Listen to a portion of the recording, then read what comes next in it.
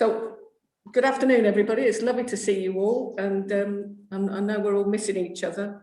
Even if we are seeing people in other contexts, it's still nice to connect again. So it's great to see you. So welcome to the first Community Resilience Forum meeting, and we're going to tell you all about this now and what we're hoping to achieve today. So, okay, people still see those slides, all right? So, yes, perfect. I mean, the aim of today, thank you, is just to hear a bit about the Community Resilience Project and find out what community resilience is anyway, because it's all very well calling something something, but you know, actually it's explaining what that really is in this context and what it means to us. And really bring people and organisations together today to think about how we can make our community, the communities of Wellingborough, more resilient. So we're going to explore some of the challenges that we're facing, and you know, they are not small at the moment, and consider how we can jointly work to improve the life of all of us and the resilience of our communities in Wellingborough. Also, I mean, this is the first of what we hope will be a number of forums and a number of sessions, and we're going to share ideas and techniques about how to help. So bring in new ideas perhaps, or some old ideas dusted off and tried again, in terms of techniques that can help improve the resilience of each of us personally, but also us as a community. So, I mean, you've had the agenda from Jonathan. Basically, we're going to do some introductions and just go through a few ground rules in a second. We're going to introduce the One Wellingborough Plus Community Resilience Project and some of the work we've been doing already. We're going to hear about, you know, what community resilience is, as I said, consider the challenges and see how community resilience might help us. And then we're going to do a bit of discussing about how can we plan and a resilient community and what might that include, and then have a bit of a sum up at the end of the session today, see where we've got to, and talk about another meeting, our next meeting. Okay, so just a couple of ground rules. Often throughout this session, probably we're going to ask that, in fact, I'll do that now, if everybody can mute themselves. And basically, we'll just, the speaker will be the only one that's not muted. If you want to ask a question or say something, then obviously you can put, do people know, I'm just gonna break off from these slides for a minute because otherwise I can't show you. But if you want to ask a question, down the bottom of the screen, hopefully you're familiar with that now, there on the sort of right hand side of the screen, there's an icon called reactions.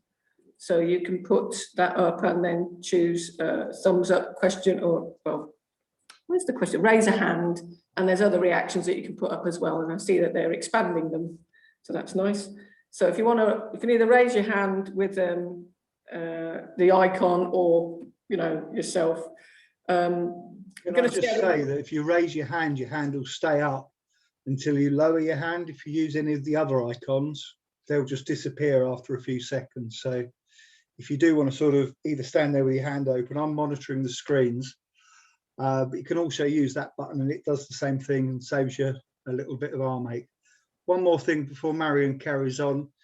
You've probably noticed in the top left-hand corner, we are recording this. If anybody's got any objections, please do let us know. We are hoping to share this meeting with everybody after this as well.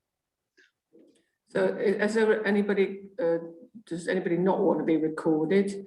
If you don't want to be recorded, obviously you can mute yourself, but you can also turn your video screen off. But we hope that you will take part and you will participate. Jenny, I see you've got your hand up. Yes, you know me. You said, I've no problem with this being recorded for internal use, but you said for sharing it with other people and with others. Who do you intend to share this with? Shall I answer that? We're looking to share this with the whole community, basically. So it's not a secret that we're all working together to make lives in Wellingborough better. And we're hoping that everybody, like there's people from organisations, from local government, and just individual people on this call. So anybody can join this call. So this is open to everybody. It's not, we're not doing this in secret. Obviously, we're not hoping with that comment. I'll let you back in a second, Jenny. Obviously, please don't swear. Please don't sort of say anything too sort of ridiculous. Go for it, Jenny. Right. I'm not suggesting any aspersions of secrecy. I was just curious as to where this was going to go. Now, you've just made a statement that says explicitly where it's going to go. So if we abide by that and everybody agrees to that, then I think we're fine. Thank you. It's just a question of tying up the permissions. Yeah. Marion knows how tricky I am on things like that, don't you? But you've made that statement, and that's okay. Just going back to sharing the screen again. So, okay. Okay, so another, I hope everybody's okay with that then. Molly, no. Hello? Okay, can I just remind you to mute yourself while you're not speaking? Thank you. Where are we? So yeah, put your hands up if you want to say something. We'll keep an eye. We'll regularly pop off these slides so that we can see people properly, because obviously that would be difficult otherwise. I think the most important thing is hopefully that we're all listening to each other and treating each other with respect this afternoon. We might have different ideas about how to do things, and that's fine.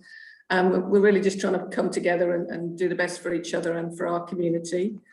Please try and avoid jargon if you can, because not everybody's going to know if you're using a particular acronym. They're not necessarily going to know what that means. And if anybody is lost or does not know what's being explained, can you put your hand up and just ask the question? Feel free to do that, because we're all coming from lots of different places, and there's no problem. I think part of this is actually helping each other to learn about each other as well. So we're going to please leave time for others to contribute. So if you know you've spoken quite a bit, that includes me, remember there are many other people on the call that would like to have a say as well. So it's important that we leave time for each other. I'm going to have a go at doing a few breakout groups as we get onto specific topics. So I hope that will work all right. I'm just learning that myself. And the other question is, we may take a couple of pictures. I know we're recording the video, but I know Jonathan's mentioned about taking a couple of pictures so we can sort of show the number of people that have come together to consider this community resilience work today. So again, I hope that's okay, and I'm going to stop sharing so I can see that. So if everybody's happy about those ground rules, perhaps we can have a go at using our reactions. And if you are happy, can you just stick your thumbs up on the reactions thing at the bottom? That would be brilliant if you can do that.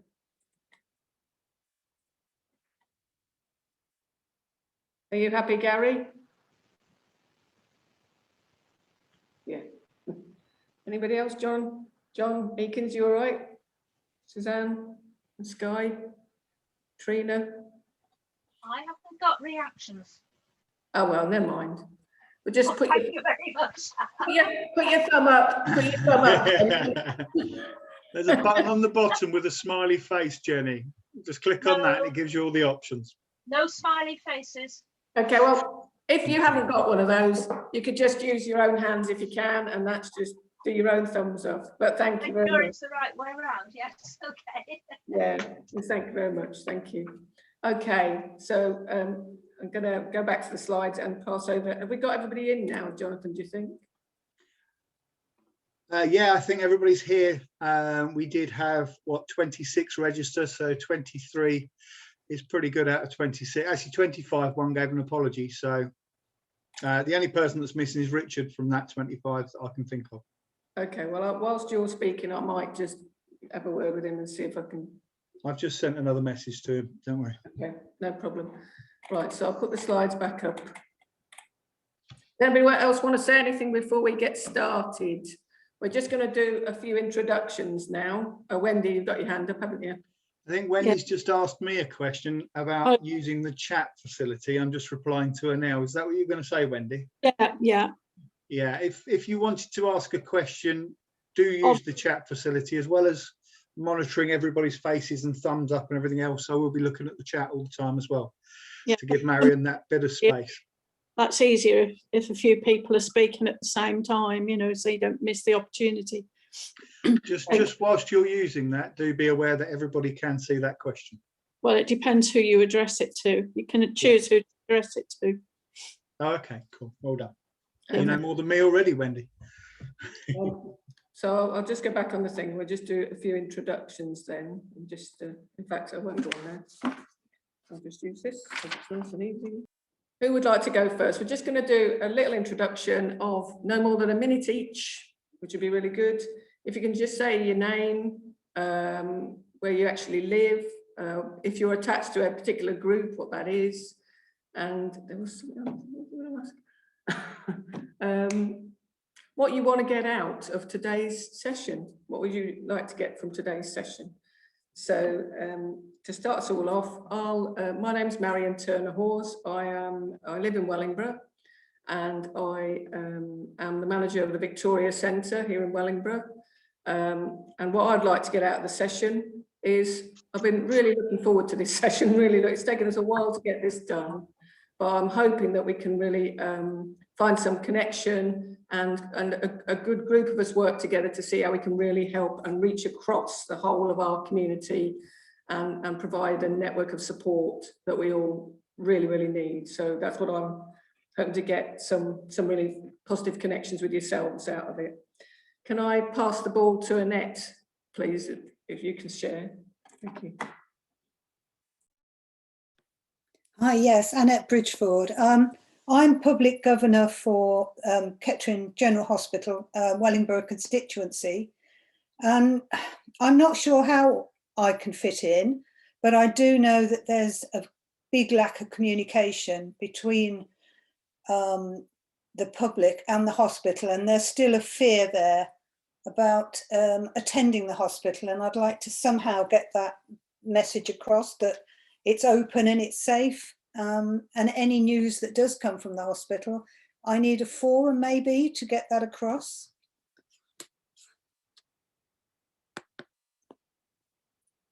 Thank you. Would you like to pass on to somebody else, Annette? Yes, Wendy. That's me. Wendy Steele. I'm not from any group in particular, but I have connections. I live in Wellingborough. I've got connections. I network with quite a few organisations. I'm a street pastor in Wellingborough, or was before the pandemic, and I'm just beginning to sort of follow what the Daylight Centre are doing. They're coming up with some new initiatives, I believe, and I've become a member there, so I will be going in there more often when it's safe. I've got links with Tin Challenge, my local church, All Saints, and some of the other churches by connection with the street pastors. And I am a bit of a busybody who, before the pandemic, used to walk the town and talk to homeless people and do, just generally, network. So I can sort of, the pandemic's taken its toll on me, and I really now need to sort of re-engage, and I want to know what's going on and have some input. Thank you. Who would you like to pass the ball on to, Wendy? Oh, who don't I know? Jenny with an IE on the end. Hello, I'm Jenny Scales. I'm a principal social worker, and I'm based in the Community Wellingborough Hub. We're a new team that's been set up since October last year, and we support the front door aspects of social care and longer term services. Part of what our team is set up to do is to do community connecting, to link people up to community where they can get the support. Obviously, a bit the same as others saying, during COVID has been quite difficult, and that's a big aspect of our work that we haven't yet been able to kind of link up properly with the community. So I'm here to kind of represent kind of Northampton Adult Social Services and see kind of what services are available and where we might be able to kind of support as well. So I'll pass on to Christine. I'm Reverend Christine Osler. I'm the Associate Priest at All Hallows, which is the church in the marketplace, and All Saints, which is by the police station. I'm deputising for the vicar, Reverend Paula York. She sends her apologies, and I'm really here to find out what the group is all about and to report back to her, because obviously representing 2 town churches, we would like to be involved with whatever is appropriate. Thank you. So if I pass on to Jaya Taylor. Hi, I'm Jaya Taylor, and I work with Marion and Jonathan on the Resilience Project. My role, and in partnership with Dostio as well. Dostio is an Asian women's organization based in Northampton. Part of my role is to try and engage with the BAME community to access the services that are available and what we're trying to do. That's who I am. Joy.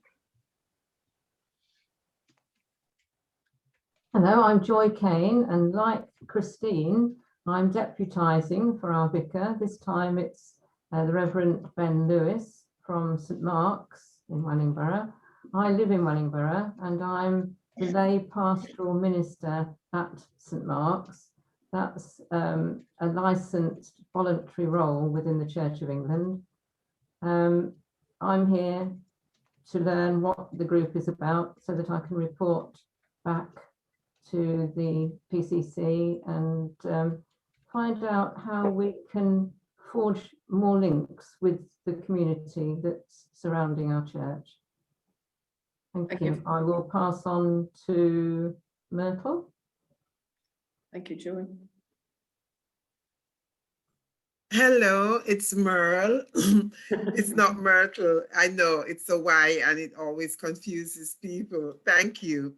I'm Merle Roach, and I live in Wellingborough, and I'm the community engagement coordinator for the organization Made with Many, which is an arts and cultural based organization. And our main aim is to promote and make accessible artistic and creative activities to families and communities that probably would not be able to access these things. And what we found is during lockdown, some of our projects, which we sort of flipped on the lid and turned them into this social distance activities, really helped families and people get through some of the down times of the whole lockdown situation.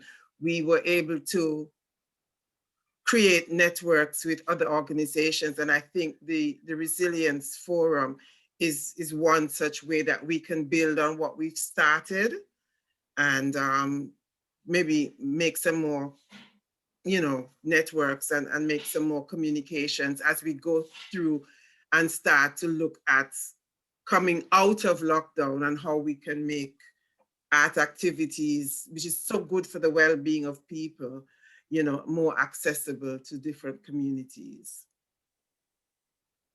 Thanks very much, Meryl. Who would you like to pass the ball on to? I will bat the ball over to Debbie Dimmock. Thank you, Mel. Good afternoon, everybody. My name's Debbie. I live in Wellingborough. I am a careers advisor. So I've joined the forum as a local resident, really, to see where I can input and make a difference and just be more aware of what's going on in my community. But also as a careers advisor, I'm used to delivering courses in employability, helping those particularly during COVID, who have suffered with furlough, unemployment, just a really a difficult time in the job market. So I think primarily with on that side, I'm looking to engage with local charities and organisations if they are looking to get funding to support their communities with employment. Then I'm a qualified and soon to be registered professional, so I'll be looking to assist any local groups with any sort of projects that they want. But so yeah, I'm here on a two-pronged approach, as it were. So thank you for having me. I'm going to pass over to Gary, because I know Gary. Hello. Yeah, my name is Gary. I'm the artistic director of GLJ Theatre. I'm also the vice chair of Glamis Hall, so I put on two different hats, but there's someone else who's with Glamis Hall as well, so they'll introduce themselves in a bit. I'm also that guy that probably annoys you at Party in the Park and at the Christmas Lights Festival. I normally host those events as well with the Borough Council. And we just want to get involved as much as we can from the theatre company's point of view, and obviously from Glamis as much as we can as well. And speaking of my right-hand lady, where is she? There she is. Jo, over to you. You can tell us more. Hi, I'm Jo. I'm centre manager at Glamis Hall, and I'm behind the scenes helping Gary with the theatre stuff a lot of the time. During COVID, we've been running the One Wellingborough project with the Victoria Centre and Jaya's fantastic cooking, feeding local people frozen meals, hot meals, shopping, medication collections, and various things that people couldn't get out to do. But we had volunteers that were happy to get out to do, including Mr. Henley. Thank you very much. I'm Wellingborough born and bred, so unfortunately I've been here quite a number of years, and I am passionate about what goes on in the town because I don't have any plans to leave, so it's nice if everyone can work together. Going forward, we're looking at reopening our day centre as soon as we can, but we're hoping to also continue with items that we are doing on One Wellingborough, although our funding finishes in April, so we're not sure what we're going to be doing and how much we're going to be doing going forward, but we're hoping to be here in some shape or form. So yeah, we'll see what comes after COVID. Pass over to Sky. Hello, we were wondering when it was going to be our turn to speak. So I'm Sky, the community champion at Morrison's Wellingborough store. My people's manager Claire is with me as well, just to see how we can. We've basically joined the call just because we want to make links with the networks that are already out there, and like all of the fab groups that we've seen on Facebook, that Jonathan's told us about, and just kind of see what we can do as a company to be involved in those groups. Like obviously you might have seen us on Facebook, the Morrison's Wellingborough Community Champion page. You'll see us posting photos of donations all the time. And you might have seen me on the litter pick that Jonathan organised earlier in the week. But we're just trying to see like if there's any way that we can put time in to these community projects, as well as obviously donations, but just see what's out there really. Thank you, that's great. So we'll pass on to I'm just scrolling through. Councillor Adam Henley, have you spoken yet? I have not, Sky. There we go. I'll pass it on to you then. Well, I have now, thank you. I did wonder as to who was going to be brave enough to choose a councillor. But good afternoon all. My name is Adam Henley. I am a councillor and resident in the Queensway ward and have been so for the past 10 years. And I'm out of a job in just over a month. I've been, as Joe's already outed me, I've been an active volunteer with One Wellingborough now for just under about 9 months, and I've enjoyed that. And I'm very much aware that their funding is expiring, and the honest answer is we don't know how it's going to proceed. So that's why I'm here. I'm here to try and understand how we can help going forward, if at all, of course, I'm involved in that going forward. That will be up to the public in May. That's it really for me. I'm going to pass. Oh, the person I was about to pass to has just walked out of camera, so that's so I won't go to Richard, I'll go to Trina. That's Trina. Thank you. Hi, my name's Trina Breeden. I'm representing Family Support Link, who are a county-wide charity working with families that are affected by another person's substance misuse, but we are based in Wellingborough, so we have very, very strong links with Wellingborough. And I'm here today to see what support that we can offer, and also to understand what's happening in the community, to see if we can signpost our clients for additional support that they might need. And I'm going to pass to Tonya. Thank you. Thanks, Trina. I'm Tonya Kingham. I'm called a locality connector, and I work for the Northampton Children's Trust in the Early Help Support Service, and I am based at Penrith Drive Children's Centre when it eventually opens. Again, I'm dying to get back in, haven't been in for nearly a year. We obviously support most vulnerable families and children across the Wellingborough and county. I myself live in Beaujeu, but I did spend a lot of years living on Minerva Way, and I'm also a trustee of Service 6. What am I want to get about this? I want to know what's happening. I want to know what's out there. I want to help build better community spirit and community resilience, because that's what our families need. And we do find that's missing. And anything we can do to build better communities, all better for all of us. Thank you. Oh, next. Oh, who haven't we had? Oh, Councillor Brian Skittle. Have we had you yet in the corner? No, and funny enough, I was just thinking of saying what she said, because I too live in Beaujeu, but Wellingborough is my town, and I care what happens there. I'm ward councillor for Croyland at the moment, but like Adam, I'll be out of a job in a month, and it'll be up to the people of Wellingborough whether I carry on representing them. Yeah, I'm here to find out more about what's proposed here, how I can help. If I am out of a job in a month, I'll have more time to help in a practical way, which so it won't be all bad. So we'll see where we go with that. But yes, mainly there's been so much wonderful community stuff happened over COVID. It's one of the few positives that's come out of it, is that all the good people have come to the surface. They were there anyway, but we never heard about them, and it does give you a lot of hope for the community going forwards. Who shall I pass on to? Have we done Jenny? No, we haven't heard from Jenny Dixon. I'm here as a trustee of the charity SofaWise. Now, we accept as donations good quality furniture and household goods. Under normal circumstances, we have a warehouse. We make sure everything is clean and safe, pack tested, that sort of thing. And then that furniture is available free to people who are referred as setting up a new home, a flat, maisonette, whatever. Doesn't matter where the referrals come from. And we're also available free furniture for people on social benefits. And then people can come in and buy at a very cheap price.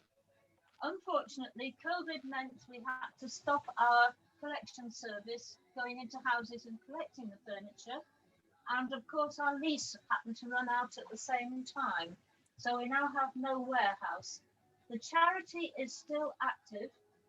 Unfortunately, we lost our chairman, Hugh Fenton. He passed away about 3 weeks ago. But the other trustees are still there. We're still active. We're still looking for a new home and to resume our role. And I think we might fit in if we can find premises. I volunteered, of course, but we are still an active charity. Thanks very much, Jenny. Who are you passing on to? Oh, who's left? Richard's left, Karen's left, Judy, Karen, Suzanne, Johnny, Karen. Hi, I'm Karen Turner-Hawes. I'm actually Marion's wife, but I've got my own business, Karen Support Services. I'm a youth and community development worker, and I've been commissioned by the Victoria Centre to do some work working with disabled people and the LGBT community. I've got a lot of experience in that area, in both areas actually, and I think that's me. What would you like to get out of today's meeting?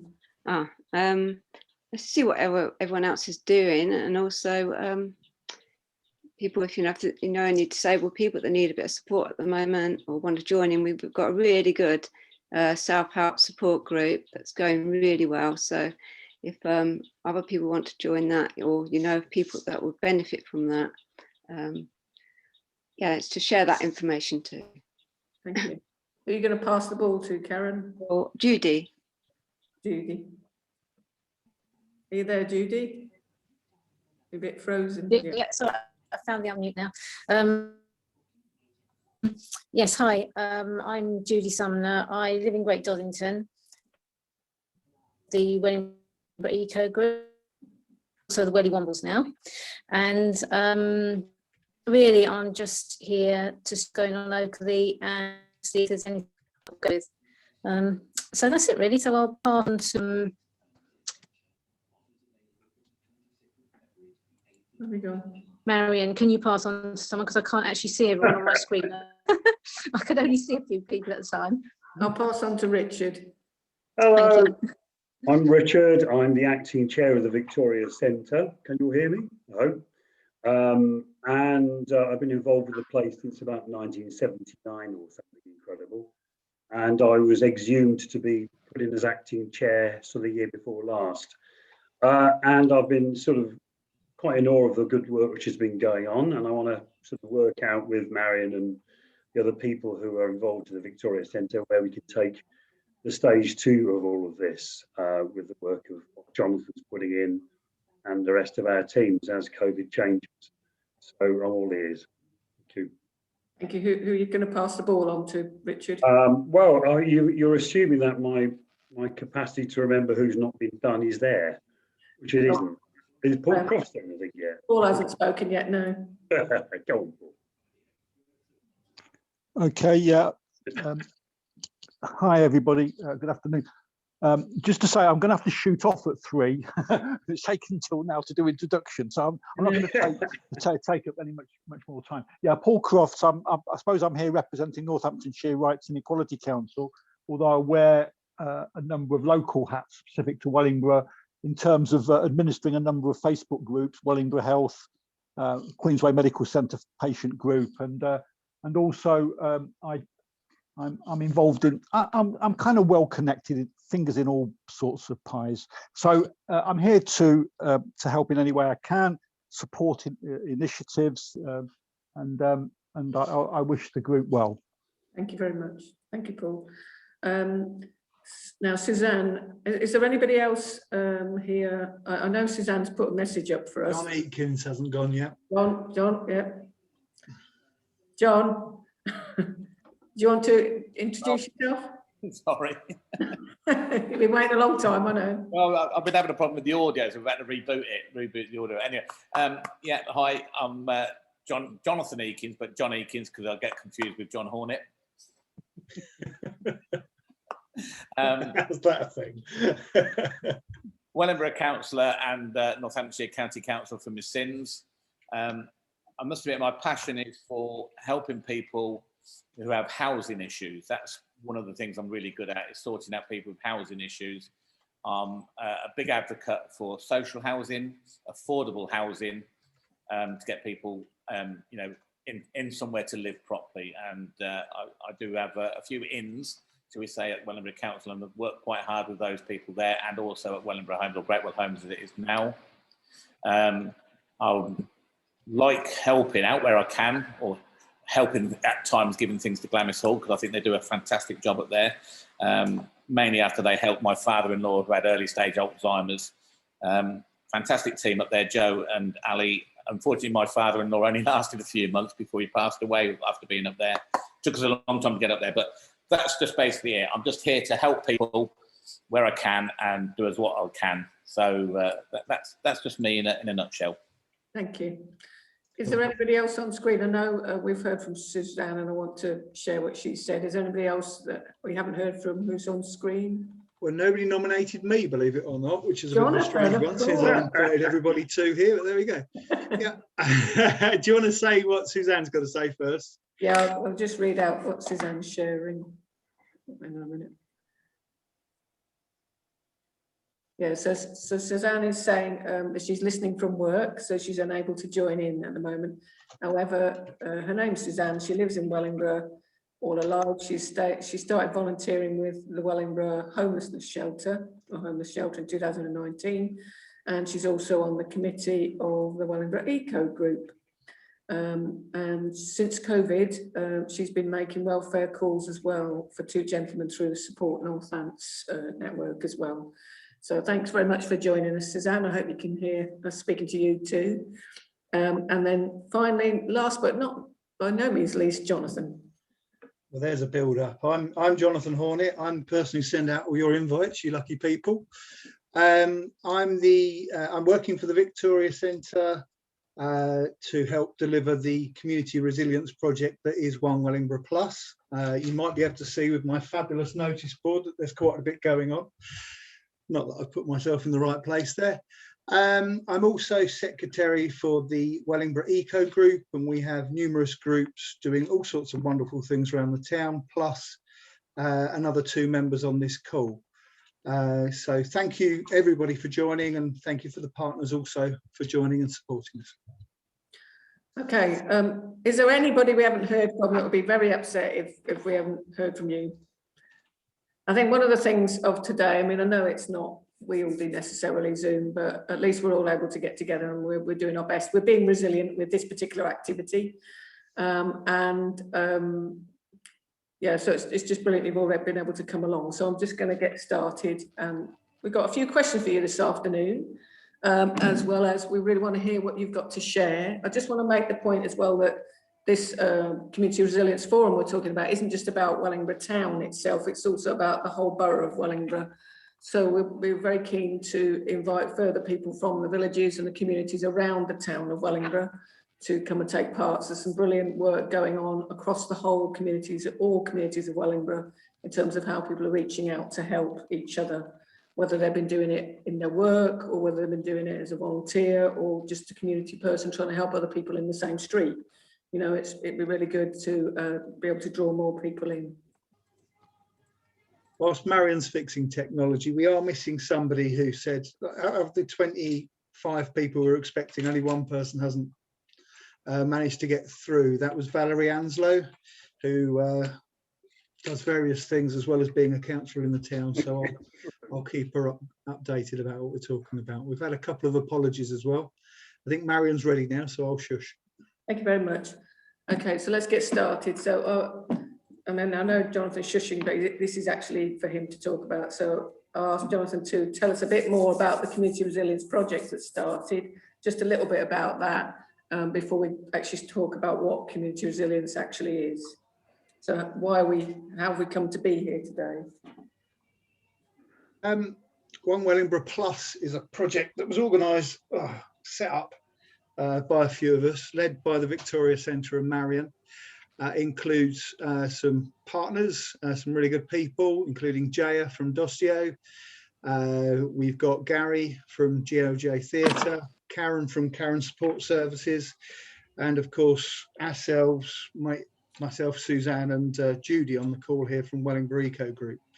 We're delivering lots of activities for people to join in. Unfortunately, a lot of those haven't been sort of face-to-face because we've had the challenge of lockdown to cope with again, but it'll all bubble into life, and sort of projects like our community allotment will be absolutely buzzing in a month or time too, when we can jump in. We've also had our 30 minutes of fun from the GLJ Theatre. I think Gary's now done 12 or 13 30 minutes of fun, and really got different groups, different community groups, different sets of people really sort of breaking the ice and having a lot of fun. Karen's already suggested, already talked about what she's doing. She's got a regular weekly disabled support group, as well as supporting lots of individual people.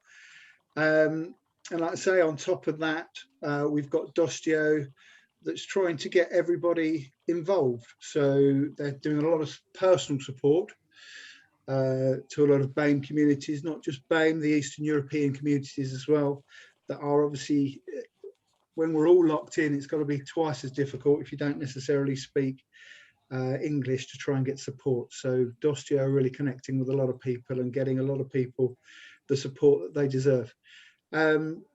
We've been going since October last year.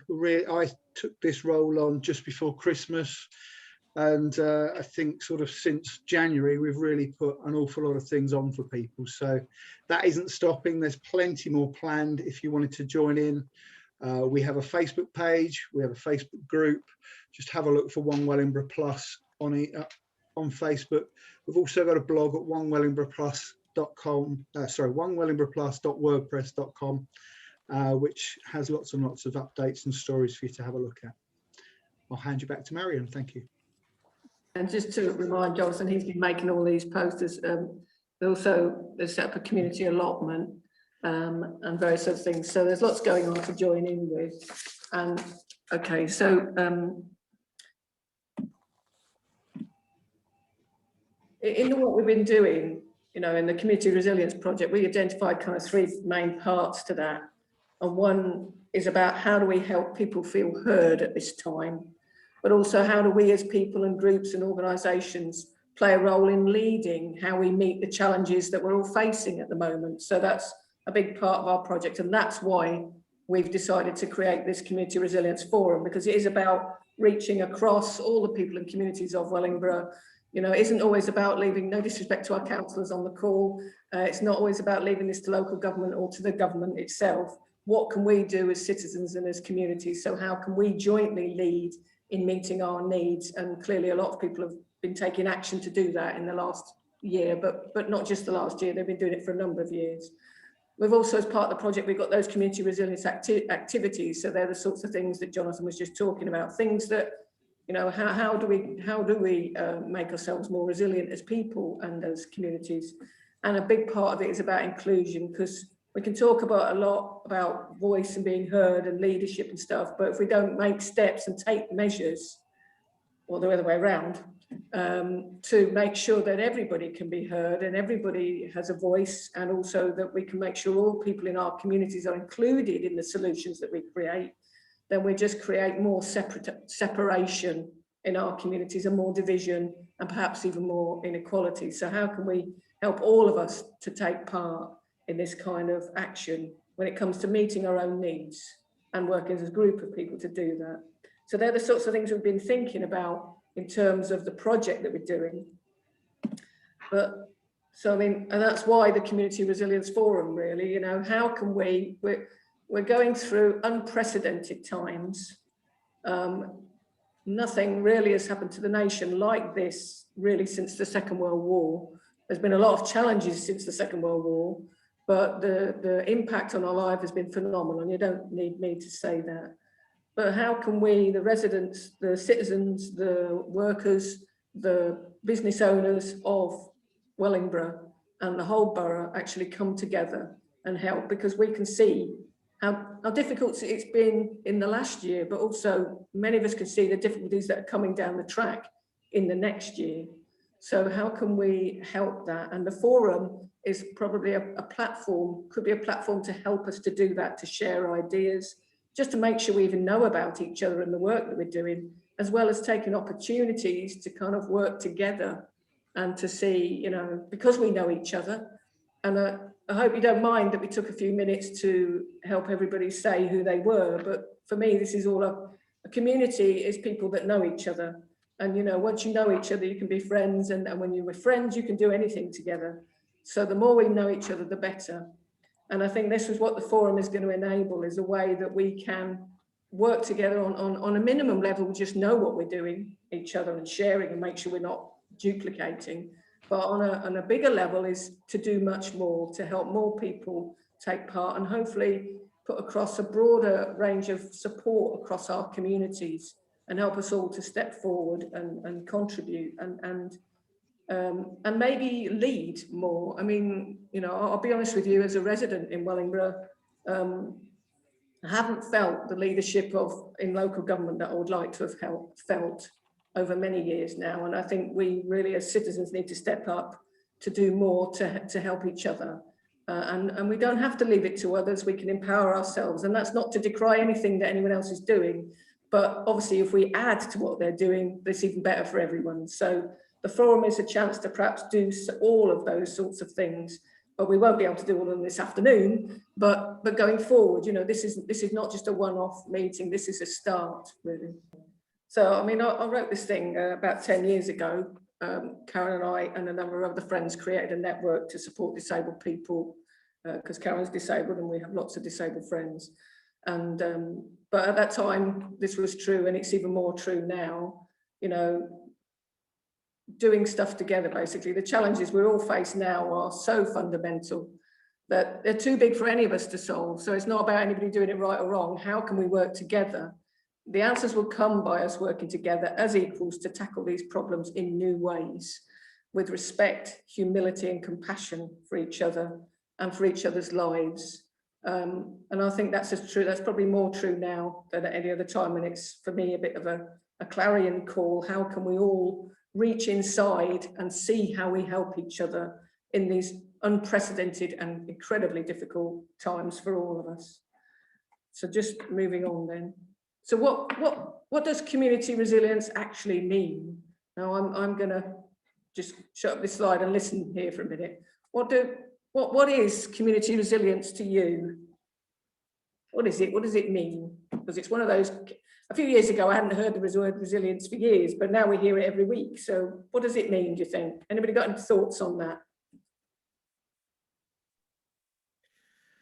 Well, for me, coming from a background of surviving hurricanes and volcanoes and that sort of thing, and being told that we are a resilient people and not even understanding at the time what it meant, but now looking back, you think resilience is about strength, hidden strengths, as well as strengths that are obvious, but it's about strengths in a community that form a sort of, that knit together and support the community and bring it through certain challenges and allows it to still grow at the same time. That might be a mouthful, but that's what I think about when I think about community resilience. Thank you. Just to say, we're writing notes down. I mean, usually I'd be writing on this flip chart, but I didn't think you'd be able to see it very well. So thank you very much, Meryl. Does anybody else want to say what they think community resilience means to them? Oh, please put your hand up and join in. Joe. I think it's about all of us working together rather than trying to do little bits on our own. We're more of a force for good if we can all work together. The more of us there are, the more people will take notice of us and know about us. Thank you. So common aims, working together. Thank you. Anybody else got any thoughts what community resilience is or what it means to you? I think, are you waving your hand, Judy? I was, but then I put it in the chat. I just thought it was about survival and bouncing back. Survival, bouncing back. Anybody else got anything to share? Jenny, you got your hand up? Yeah, exactly the same. Resilient means bouncing back, whether it's a material or a person. It's an adjective that means bounce back. So I agree with, is it Judy who just? Yeah, it was Judy. Yeah, thank you. Anybody else got any thoughts about what resilience means to you? I mean, is it something that, do people think it's a bit of a cliche maybe? Or, you know, or is it something that when you hear it, you think, oh yeah, I know what that means. It really speaks to me. Is it anything like that for anybody?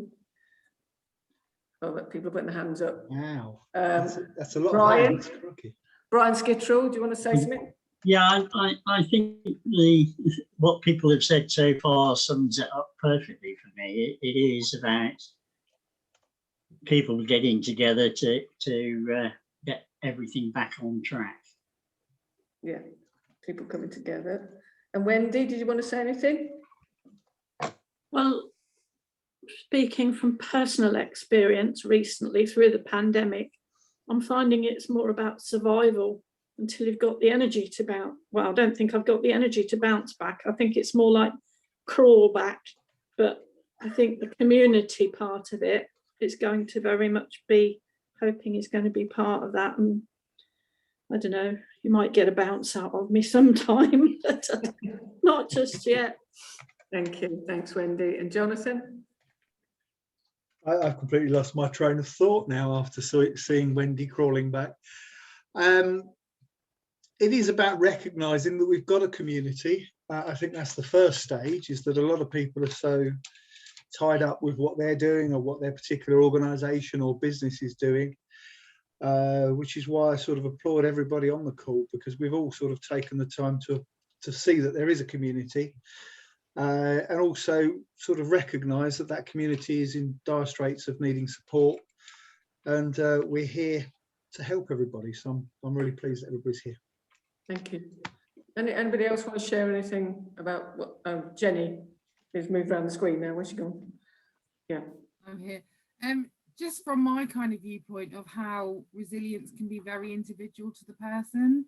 So something that I might feel is kind of supporting my resilience and things in the community, someone else could have a very different viewpoint. So it's kind of, my thing is not remembering that it's not all a one size fits all, and people might have different things that, again, that they're bringing to from the community kind of aspect, which is why I like this kind of forum, to bring their own kind of piece and what we can do to support each other.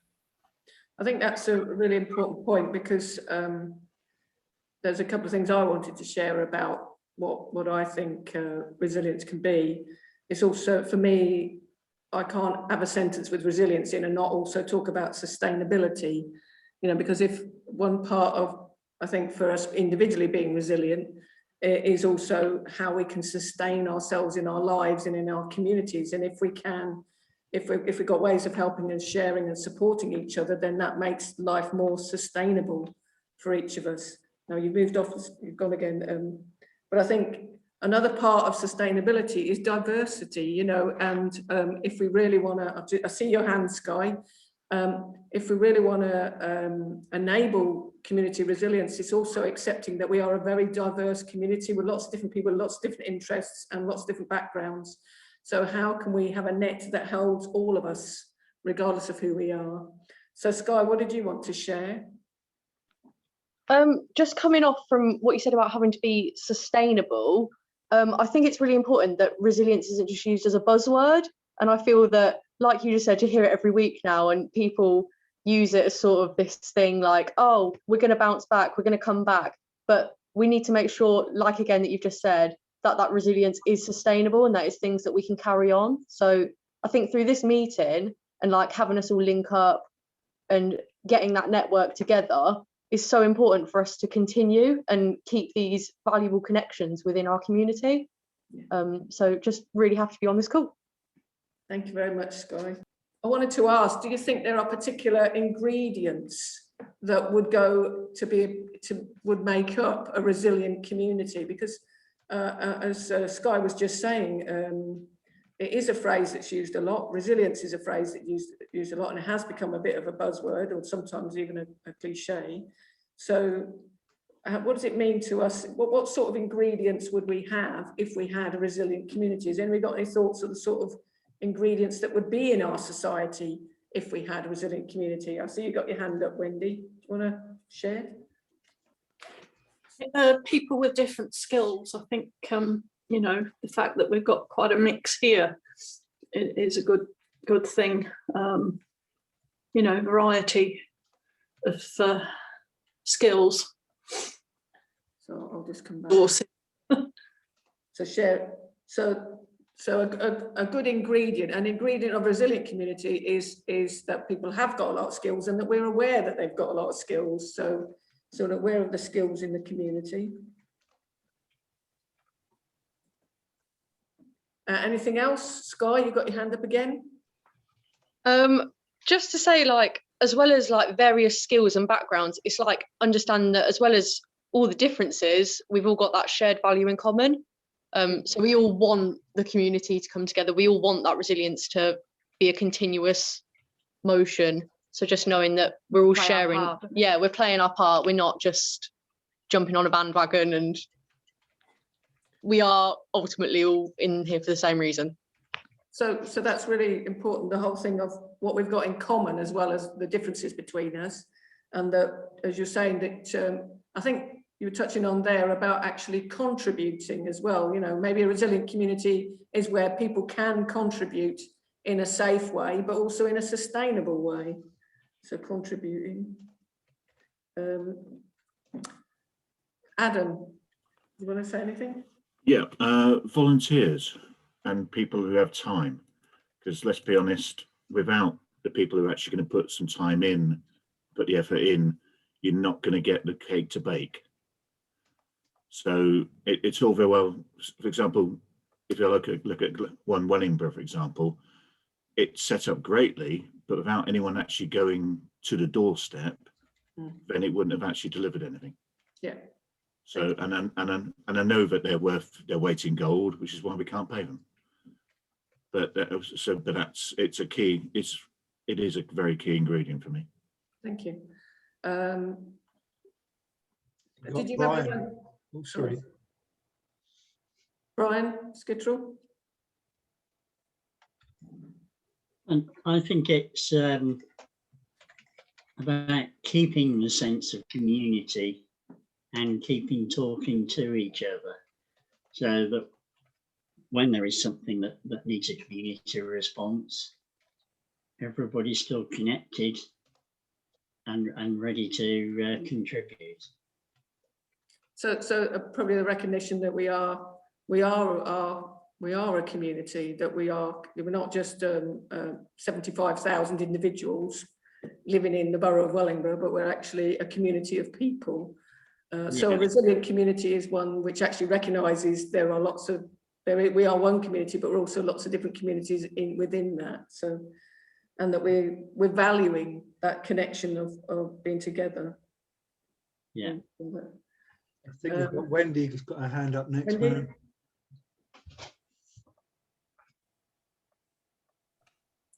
Oh, I didn't mean to, but I was going to say something I put on the chat about effective coordination,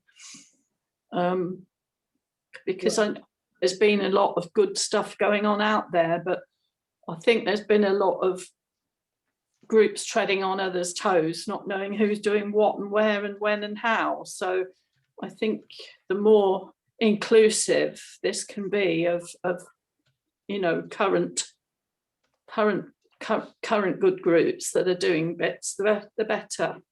Yeah, thank you. So it's important that, yes, we might all be willing to help. So being willing to help is important, but equally that we're able to agree and coordinate our activities. Thank you. And try and reach out to existing groups and individuals that are already doing things. So a resilient community is one that knows what's going on in its area as well then. Yeah.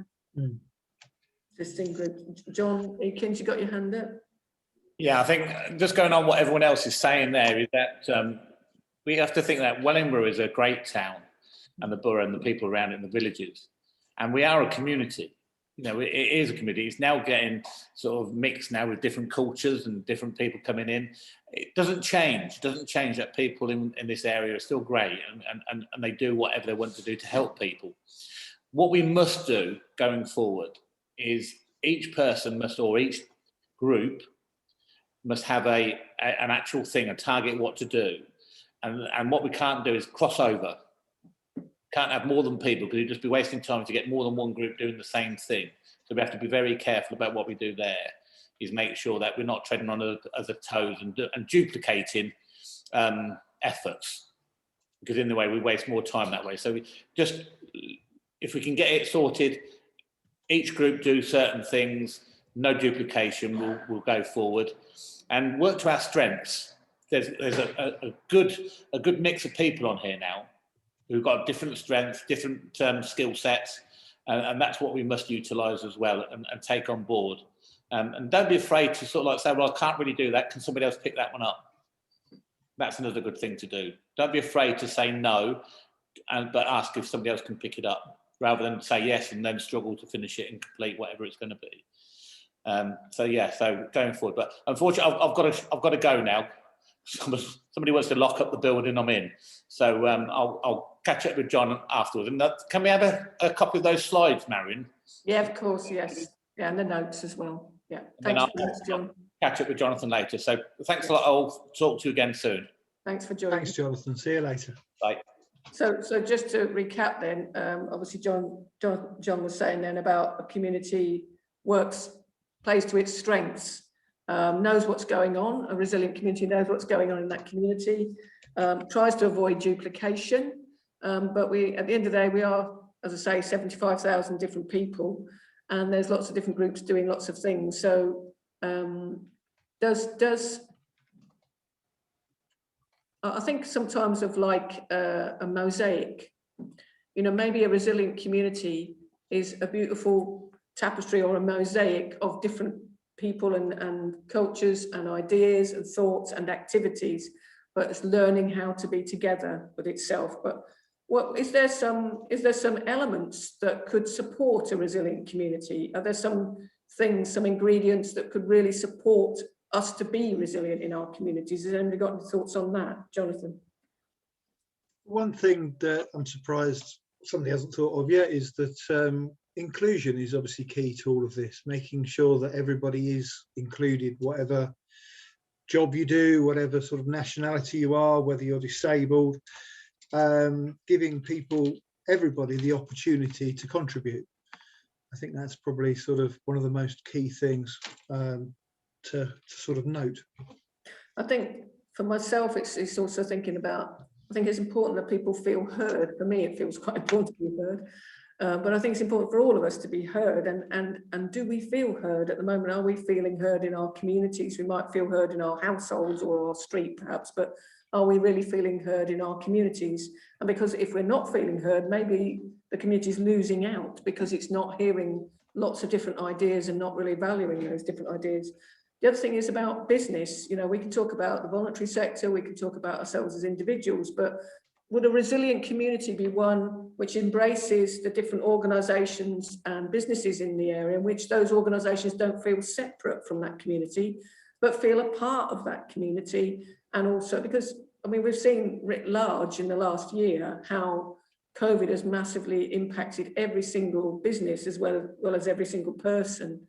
But, you know, without work in our communities, without a way of being able to contribute and earn, for us, earning a living or being able to contribute our skills, I think a lot of us we lose. So maybe a resilient community is one that recognises everybody's strengths and contributions, but also where businesses that make up a community see that they play a pivotal role in that community.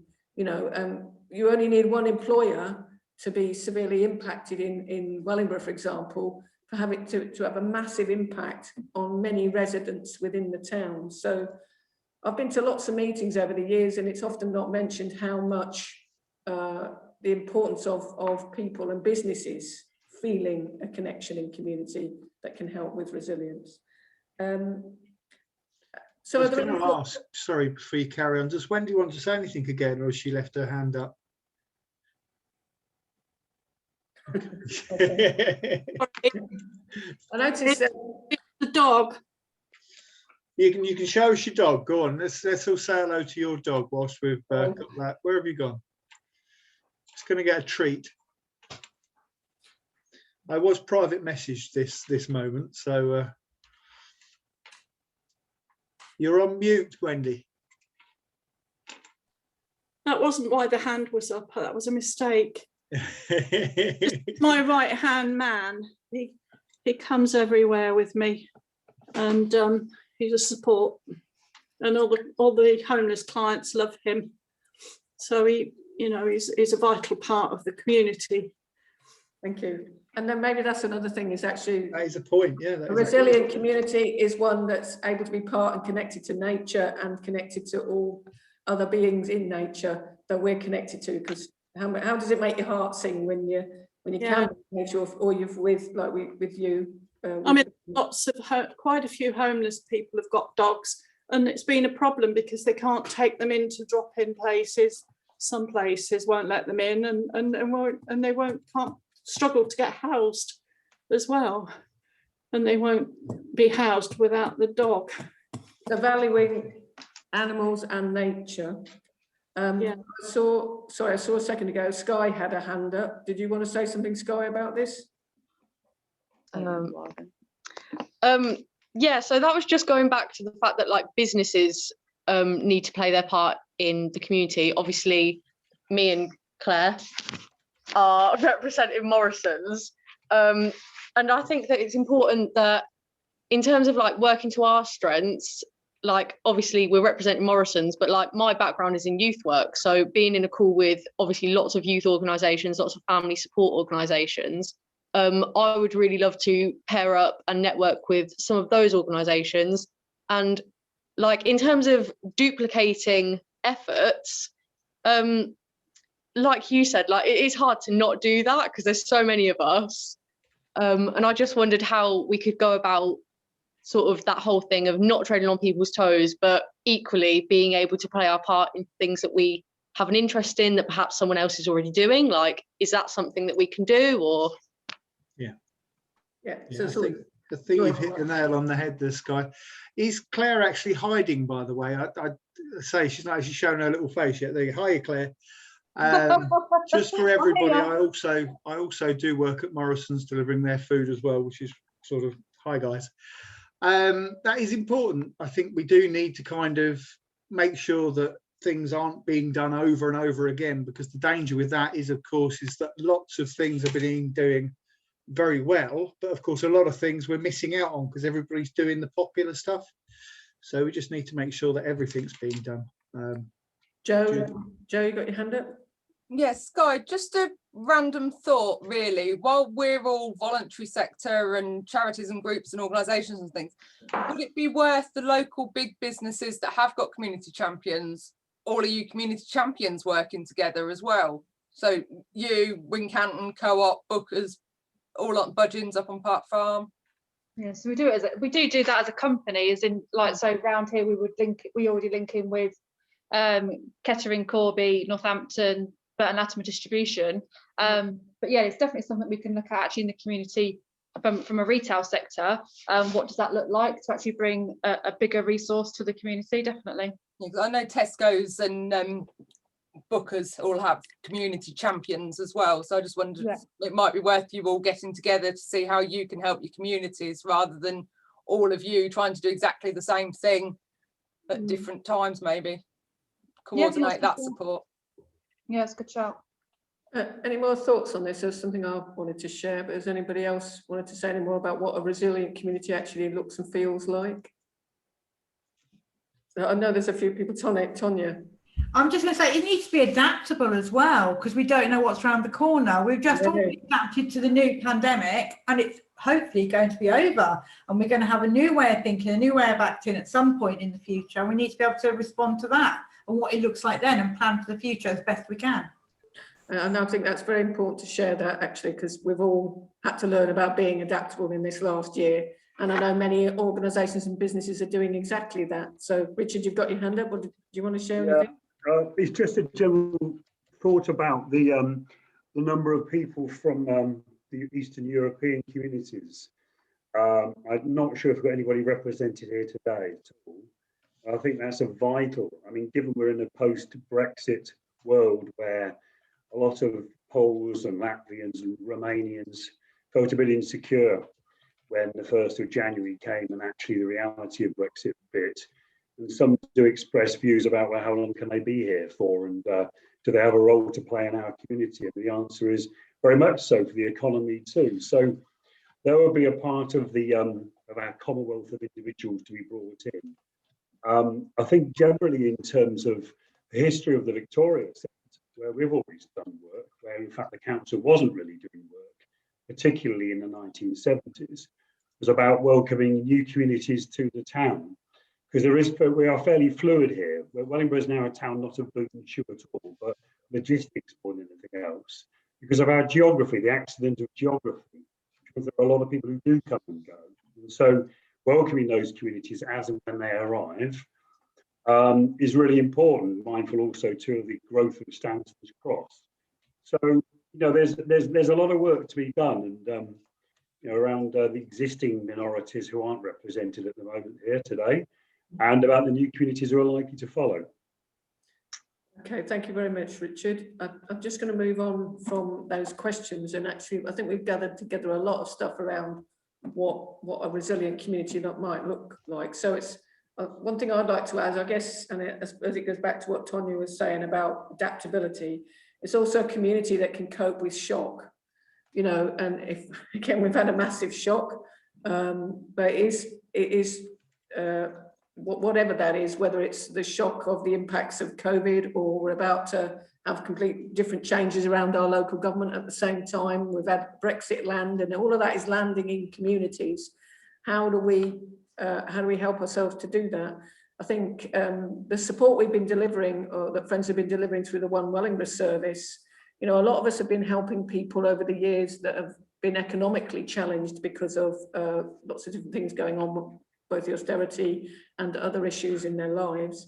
And some people that have been helped through the One Wellingborough service were also because they've lost jobs, or they've got problems with having enough income to live. They're living in poverty. But equally, a lot are still being helped because of COVID. They've had to stay at home. They've had to self-isolate. I know there's a number of people on this call who are in that position. So, you know, when you get random situations arising, how does a community respond to those random situations? And I guess if we've got good networks and understanding people and groups and people prepared to step up and help each other, they're the kind of elements that help us with that kind of heart sense of community resilience. You know, that no matter what, we're there for each other. I suppose that's where I would love to be with a resilience, with any resilience activities that we're doing. Gary's got his hand up, Marion. Sorry, Gary. Yeah, I've just thinking when you spoke there, Marion, I think it's also a case of, as well as the people who need help at the moment in time for the resilience, is also to think about the people that are maybe just going around their everyday business, you know, not to forget those people. I think that's what we try and do in the entertainment world. You know, people wouldn't necessarily come to us because they need help, because they want to have a nice time, you know. So hopefully that, I think there's other organizations as well that can get people back to that normal, and maybe people not knowing that they need a little boost or something. I think that's what we can do as a group together as well. Yeah, thank you. You know, how do we, you know, we want to enjoy life, don't we? It's not just about surviving. We want to be able to enjoy life, and all the elements that make up that. We had a conversation about this, some of the partners on the programme last week. And, you know, just imagine there's lots of gifted artists and performers that live in the borough of Wellingborough. Wouldn't it be great? And some of those, I bet a lot of those work outside the borough of Wellingborough. They don't, maybe many have never even worked in Wellingborough. Wouldn't it be great if we could draw on their, you know, their entertainment skills, their abilities, and to help us in our community? So a resilient community might be one that also is able to draw on the contributions of everybody in that community, and that maybe we don't all have to drive down to London to go to a show. Actually, we can have the kind of show we want in Wellingborough, with the skilled people that we have in Wellingborough. So there's those sorts of things as well. How are we self-sustaining, as well as not individually self-sufficient, but community self-sufficient, as it were? Anyway, I'll wrap it on a bit. I think somebody's sharing something here as well, Debbie. Just going back to the slides then for a second. Moving on to the question, and hopefully they will move for us. And no, they don't. So hey. Okay. So let's talk about the one thing we haven't quite touched on yet, but I know people did share on in the questionnaire that we did at the beginning. So we've got a hell of a lot of challenges going on at the moment, and it'd be worth just naming a few of those, because they're the sorts of things that as we build our resilient community, they're going to be responding to. So, you know, without, I mean, it's not that we don't know about them, but I think it's worth saying about them. So can people just share some, you know, say out a few of the challenges that we're facing at the moment, just quickly? Yes, I will. Jenny Dixon.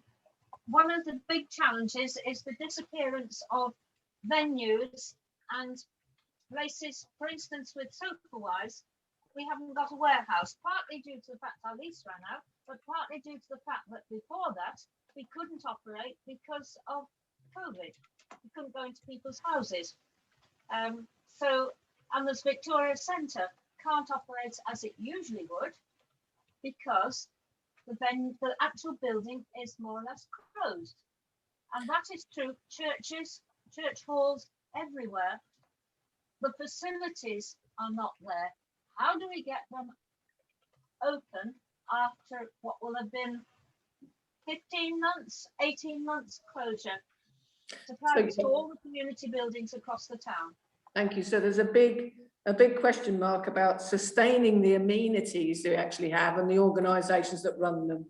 Karen, you've got your hand up. What did you want to say on this? Some of the challenges? Some of the challenges with people feeling isolated, particularly now, because, you know, people can't go out and they're not seeing their family and friends, and yeah, there's a lot of people feeling very isolated and alone. Thank you very much. Thank you. Adam? Funding is obviously a massive one. Let's not beat about the bush. The economy is not in a great state, so therefore we don't know necessarily where all the money is going to be coming from.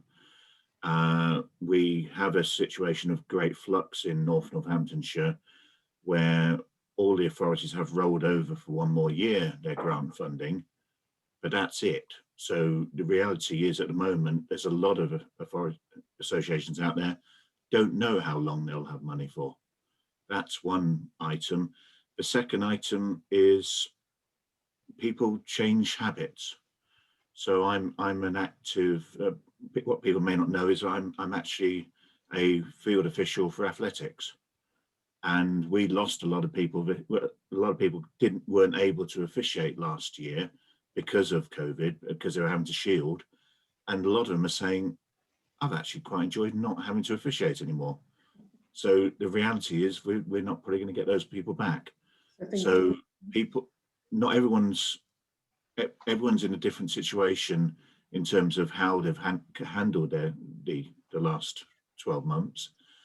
And it's not like we can just reset and go, there we go. Yeah. COVID's over. Carry on. Yeah. Business as usual. It's not going to be that way. Thank you very much, Adam. I noticed that Annette had a hand up a few moments ago. Did you want to say anything, Annette? Well, yes, just from a health point of view, it's trying to persuade people to get back to their GP. People have been avoiding going because of the COVID fear, and also because of a fear of being then sent on to the hospital, where people just don't want to be once again because of the big COVID fear and the number of hospital-acquired infections and so on. So it's a matter of trying to build back confidence for people to get back to looking after themselves and not being frightened. Yeah. Thank you. Thank you very much, Annette. Thank you. Meryl? Brian, Meryl, go on. To carry on from what who just spoke? Sorry, it was Annette. Yeah. I'm echoing what she's saying because there's a lot going on with people and their mental health at the moment. Some people not even realizing that they're going through certain issues, but now that things are looking, there are some people who are over enthusiastic now for this, for everything to open up. And then there are others who are really scared that things are going to open up. So, you know, there's 6 of one and half a dozen of the other that we're having to deal with, having to tell some people, slow down, you know, this has to go gradually, and then having to encourage some others that it is okay to go out soon. There's going to be a lot of mental challenges for people that we're going to have to deal with. Thank you very much. Thank you. Gary? I know I'm no spring chicken anymore, but at least I work with teenagers a lot. I think one of our sort of problems that we might have as a Wellingborough group, a resources group, is that the youngsters don't have pride in the place anymore. It's always the negativity. There's nothing here to do. There's I live on a rubbish estate, you know. I think we've got that battle that we need to take into consideration very quickly. We all know there's wonderful things to do in this town, but maybe teenagers and kids don't believe it. Thank you. Thank you. I've got, sorry, it could always be that we're not offering the things that the young people want to do, and it's getting their voice within that as well, because we may think they want to do it, but actually have we asked them what they really want to do within that. So you've always got to remember that voice of the young person. Thank you very much. So hearing people's voices. Well, young people's voices, I think Tonya was sort of referring to there. Yeah, got that. Brian? I think one of the big things that people that we've got in challenge is that there's so much uncertainty. We're coming to the end of COVID, hopefully.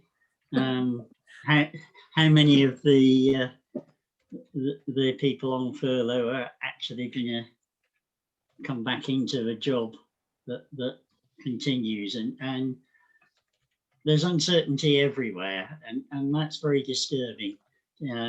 People in some respects prefer bad news to not knowing. They can then deal with what's happened, so that people are anxious. And from what Merle said, it made me remember that the people that have had COVID really badly, they've got almost PTSD. So I think there is going to be a lot of mental health issues, more than we've had in the past. Thanks very much, Brian. Joe? Something we're seeing quite a bit of is a lack of confidence, whereas people were, we mainly deal with the elderly on the day centre side, but across the One Wellingborough stuff that we've been doing, even some of the younger ones have lost their confidence. They've been shielding now for 12 months. They haven't left the house. They're worried about going into places that they haven't been. Where shopping would have been a weekly occurrence, it's now 12 months since they last did it. And some of our elderly certainly are not walked anywhere. They've walked from their living room to their bedroom, and that's about it for 12 months. So they're now unsteady on their feet. So something we're looking at doing as social distancing changes is buddying up with people to give them confidence, go out with them, take them to the post office, take them to shops, and get them back into habits. After a couple of attempts of coming out with us, we're hoping that then they might have the confidence to do it themselves. Yeah, thank you very much. I mean, sorry, Sky. Oh, sorry. So Claire just suggested something that sounded quite good in terms of buddying up. So obviously not as like a personal shopper, but if there are elderly residents that come into the store, just being able to help them and support them. Even if it's the case of actually it's, you know, that we know there's a time of day where Sky can be in store to actually help with that shopping experience, help them get back out into the community. And, you know, and Sky being, you know, the friendly face person that she is, she's absolutely the right person to kind of build that confidence and get that confidence out of people where they might need it. That's great. Thank you very much, Sky and Claire. I think some other things, sorry, Jenny. Just one that I wanted to add was about potential of people's like grief and loss. It's been a long time where people have been in, their lives could have potentially have changed. They could have had significant amount of family that are now no longer here, or someone that had that part of their routine, that they went and helped their mum with their shopping. They went to kind of met someone in the park, and those people potentially may not be here now. Yeah. So people are might have quite big holes in their life when life does get back to normal, because their normal pre-COVID doesn't exist. And I actually just thinking about that, I mean, for me, the impacts of bereavement on people, you know, we haven't been able to grieve our loved ones that have passed on. You know, many of us haven't been even able to attend their funerals, and you know, and the heart, well, for me, it's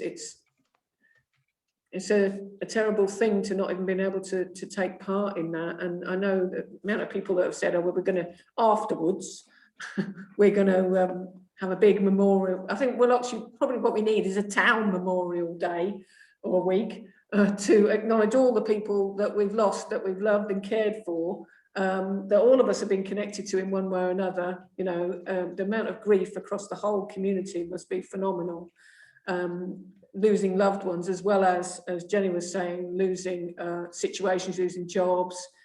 You know, I mean, we've unfortunately, as a centre, we've had to let 2 colleagues go after 22 years of service here, and it's horrendous, obviously for them, but also for us. You know, people have given so much of their lives. We've got people becoming unemployed that have never been unemployed in their lives before.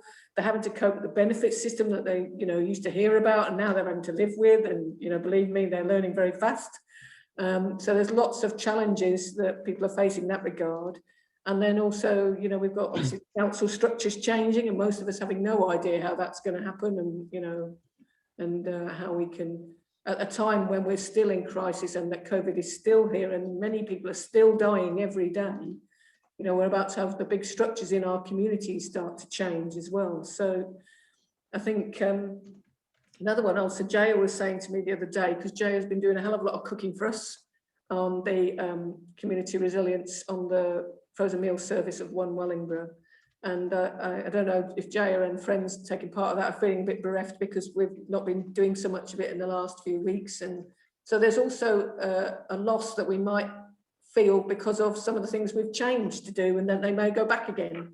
You know, if you think about the position of, I know this is a bit of a side thing, but you think about the position of women in the Second World War, they were out doing every single job was going, and then afterwards when the guys come back, oh no, you've got to go back into the house and do the usual things. So actually there's that loss as well of a change of situation. So did you have, Judy's got her hand up, and then Sky, and then Sky has got a, okay. Yeah, Judy first. Yeah, just all these things that you've been talking about, you know, on a personal level, I mean, they're sort of absolutely devastating for everyone.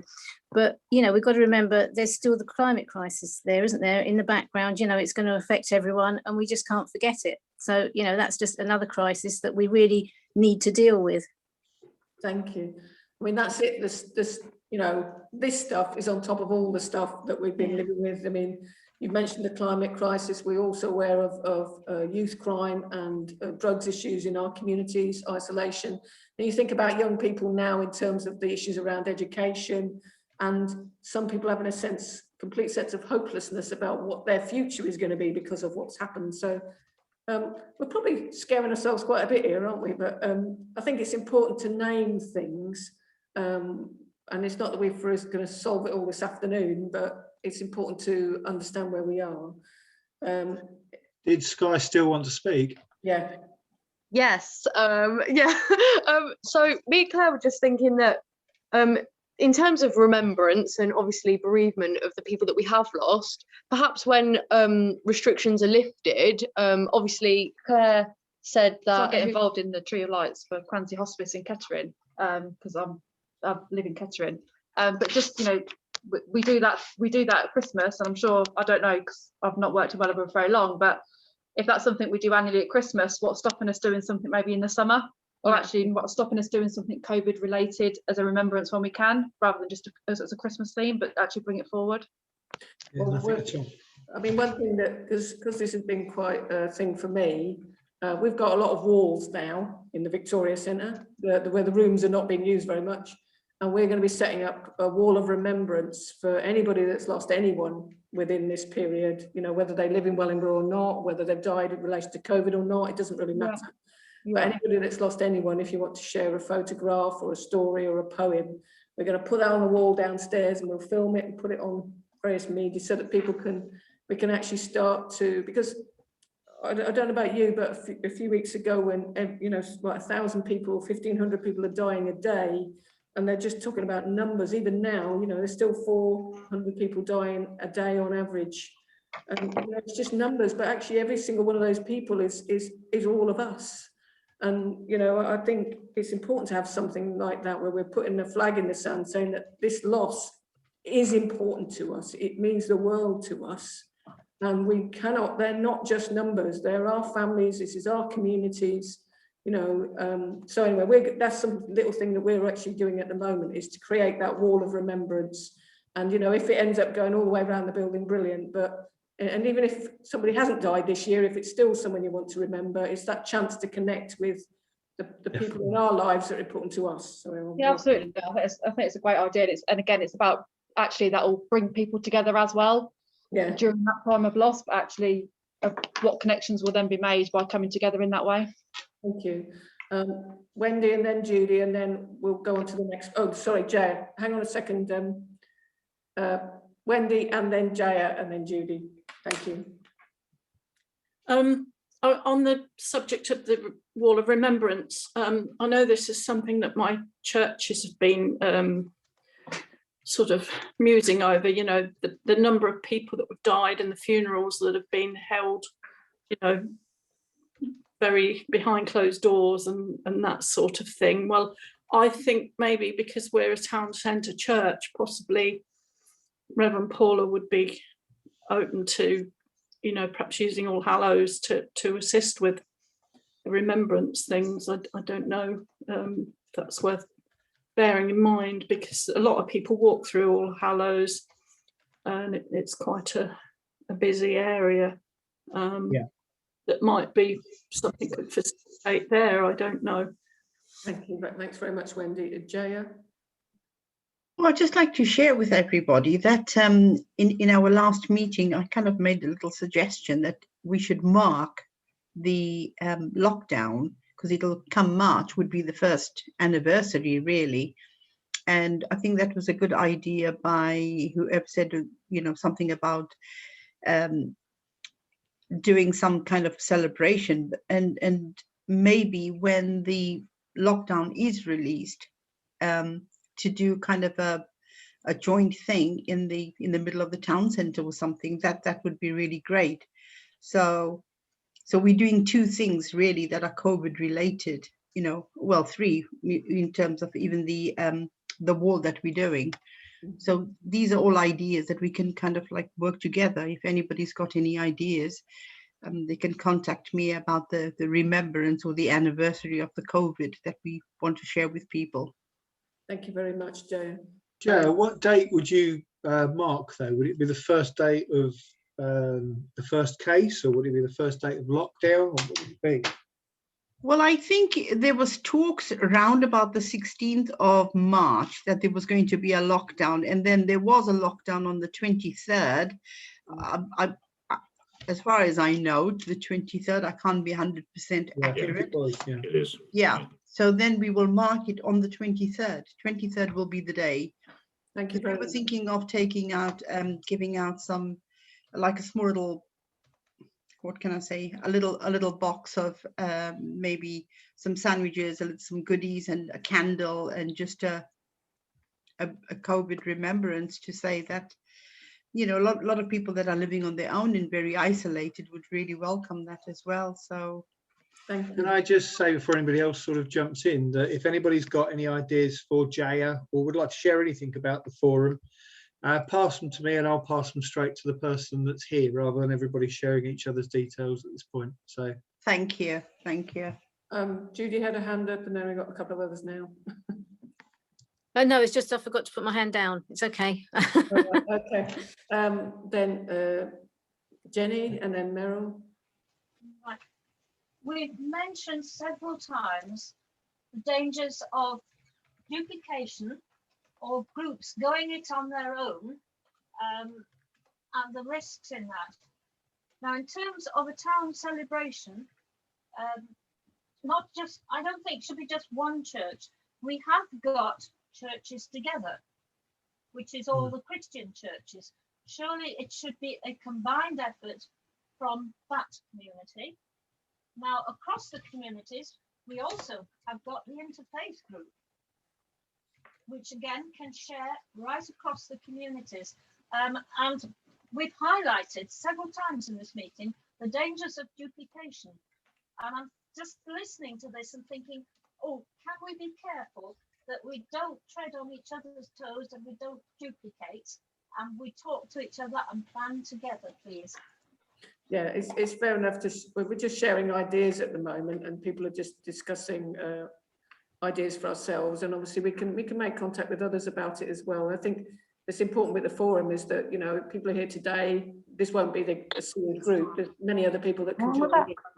And I guess there's a hope that everybody will encourage others to join in, and we can, you know, make that connectivity. I know Jonathan has been, Jonathan and others involved in the community resilience project have been trying to make contact with lots of different groups and people across the town and the borough, and we're going to carry on doing that. So, you know, it's just sharing ideas and seeing who runs with them. Yeah, I mean, you think about in terms of remembrance, if you think about the poppies and people, you know, different communities taking on the poppies and covering trees with poppies and various other things, everybody's taking it, and then somebody sees it and they take it on and move it as well. So we don't all, you know, it's not like any of us own these ideas. It's sort of how can we put them out there and see how they spread like a beautiful flower and you're moving around the area. So it's, yes, it's joining up and helping people and sharing and hoping they will join in with that. But we can't make people, but we can invite people. So thank you for your sharing, Jenny. I think Joe, well, Meryl, and then Joe, and then Brian. I really wanted to echo what Jenny was saying. That was the point I was going to bring up. Well, you're coming across a bit like a robot at this end. Have you? Oh dear, this sometimes happens with my. Okay, we'll begin with that. You carry on. Yeah. No, carry on. I think we can carry on. Oh, it's okay. Right. What Jenny was saying was what I wanted to speak to mention about, you know, joint working in something like the remembrance, you know, using an umbrella organization to spread it out to different communities. So I'm supporting that. The other thing I wanted to mention was there's a community of people who have suffered loss, but not in the UK, because the UK is not so. Let them feel included in being able to remember that loved one that they haven't been able to travel overseas to bury. Because some people have lost parents and other things, but they're in other countries. So let them feel included in that, in this remembrance, that they can remember their loved ones overseas also. Thank you very much for that, Meryl. And you know, as far as I'm concerned, anybody that lost anyone, wherever they are in the world, you know, they can send us the information. We can put it on our wall, and hopefully others will do the same. But absolutely, it's very important, because the thing is, it shows also how connected we all are across the world, because we're all from different places and different communities, and you know, and most of us can't go there at the moment if we don't, you know, live where we originally come from. Joe, and then Brian. Yeah, I was just going to mention two things in regards to the remembrance, and all of the groups and all of the faiths. I was going to say about the poppy tree. Normally in town, we do something like that and invite people to write their names of loved ones on crosses and have it in town. If that's not a big enough space, then we've obviously got the cenotaph, so we could have a second remembrance as well as the one for the conflicts in November, and hopefully the 21st of June will be our release date, but we don't know yet whether it's worth planning something for then. And then just in regards to what you were saying a little while back, I hadn't got the raise your hand thingy, so I was just putting it up, but it kept disappearing. I now know where it is. In regards to people feeling unsafe and things in the town, is it worth getting our neighbourhood police officers involved in this forum as well? Yeah, thank you. Yeah, they were, a lot of people were invited, Joe, including sort of the local police.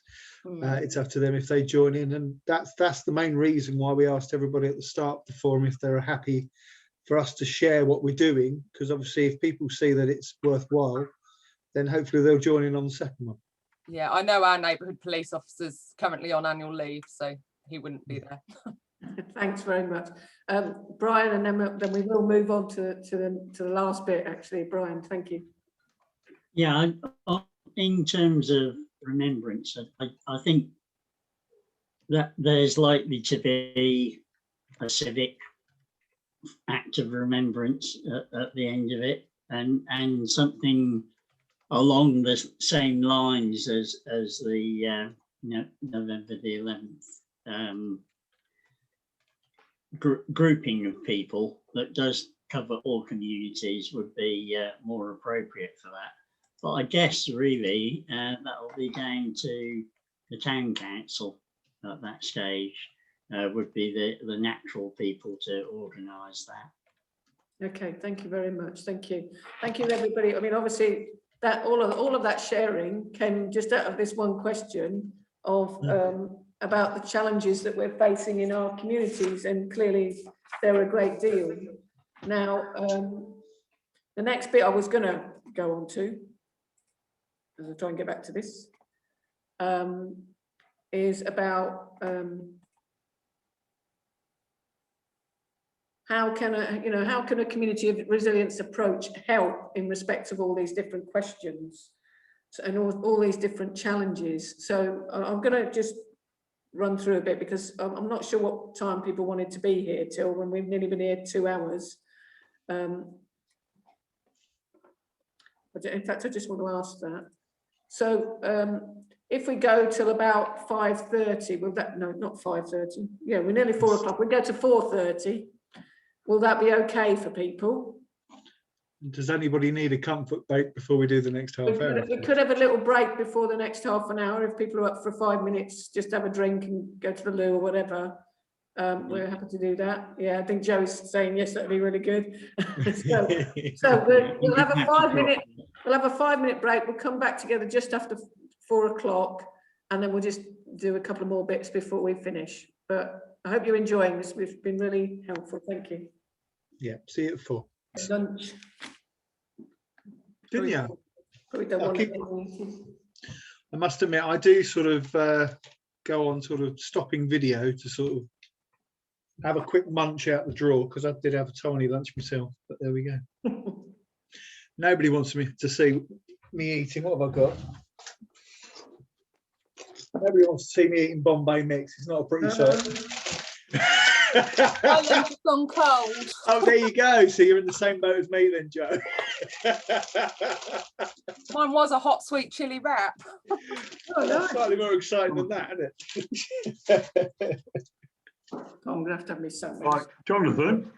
Richard. I had loads of fun and games trying to sign up to this bloody thing. Whatever you sent me, I couldn't do much with it until finally Marion had the courtesy and the decency to let me in.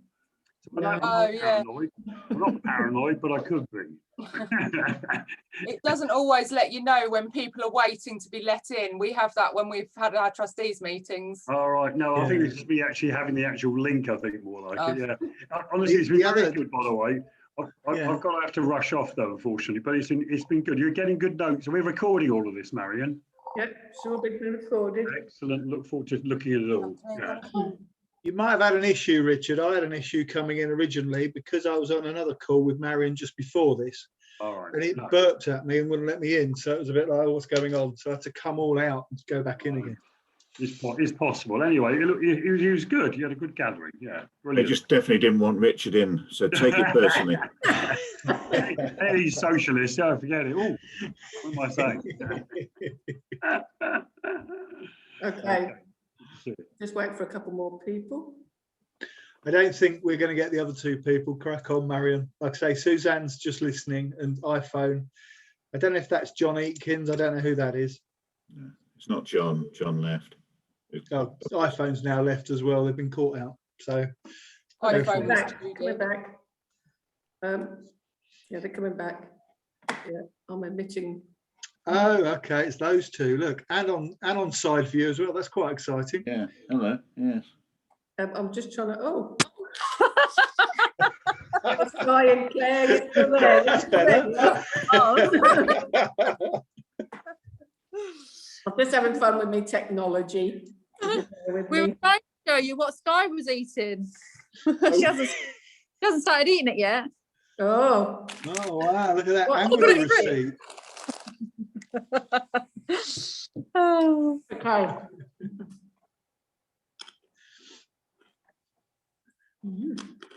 Sorry. Right, Marion. Yep.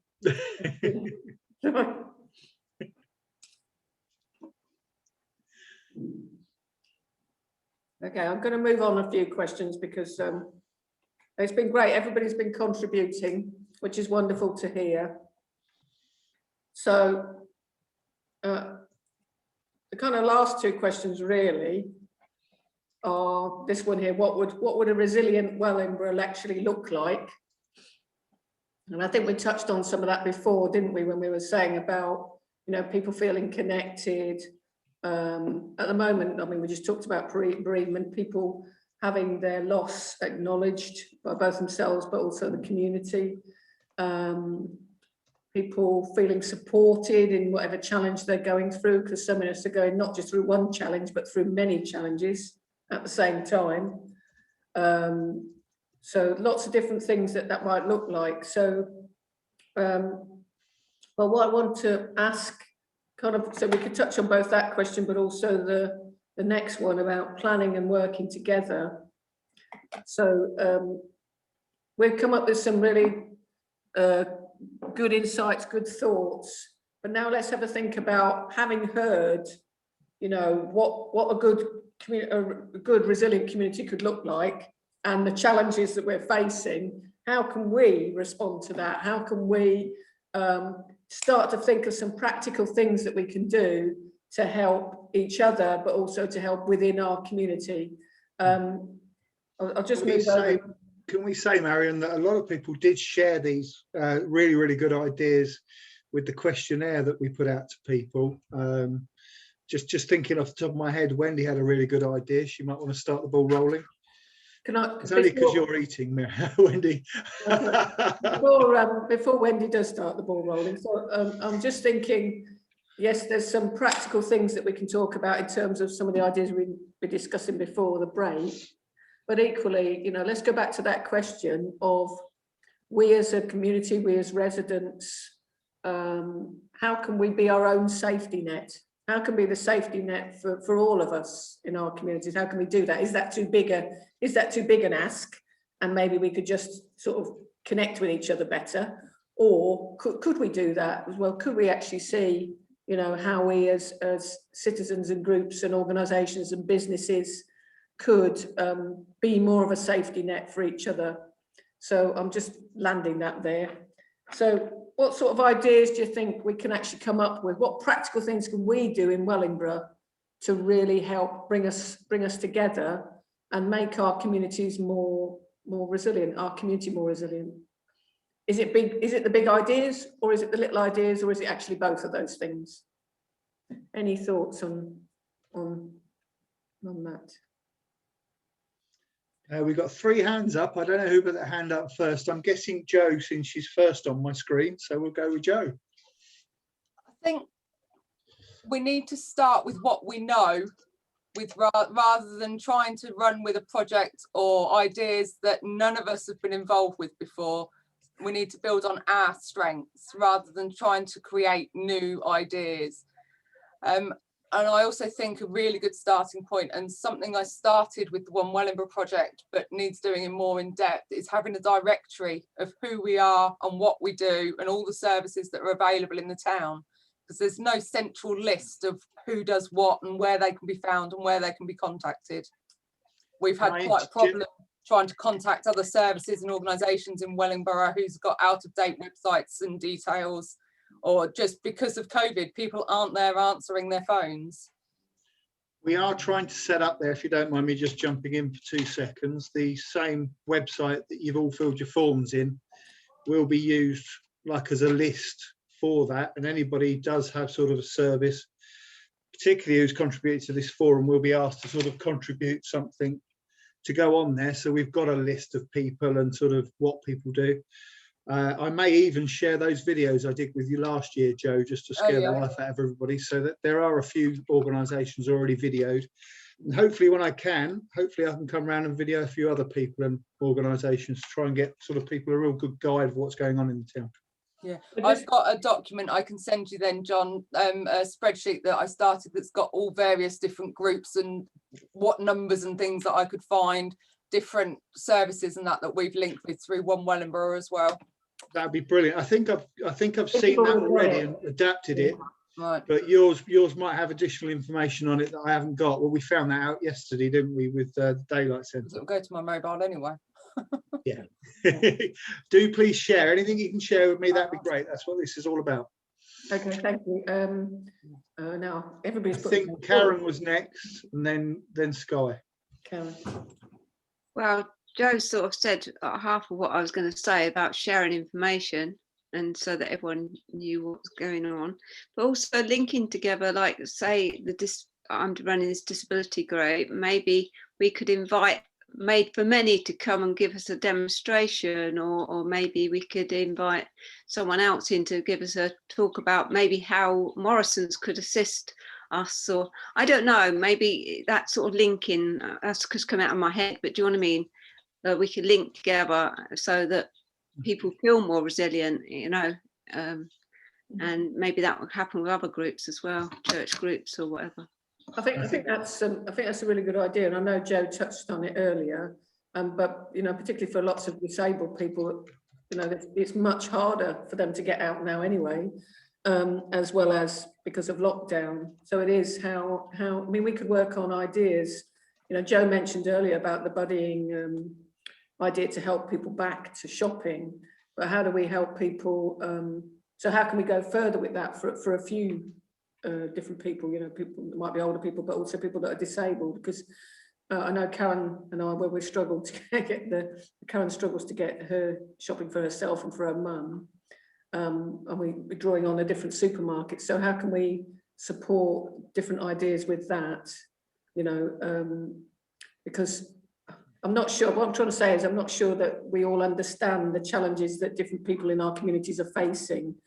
And so it's actually getting into that and then seeing, can there be mutual systems that come from it? Sorry, I think. Go with Sky next, I think. Sky and Claire.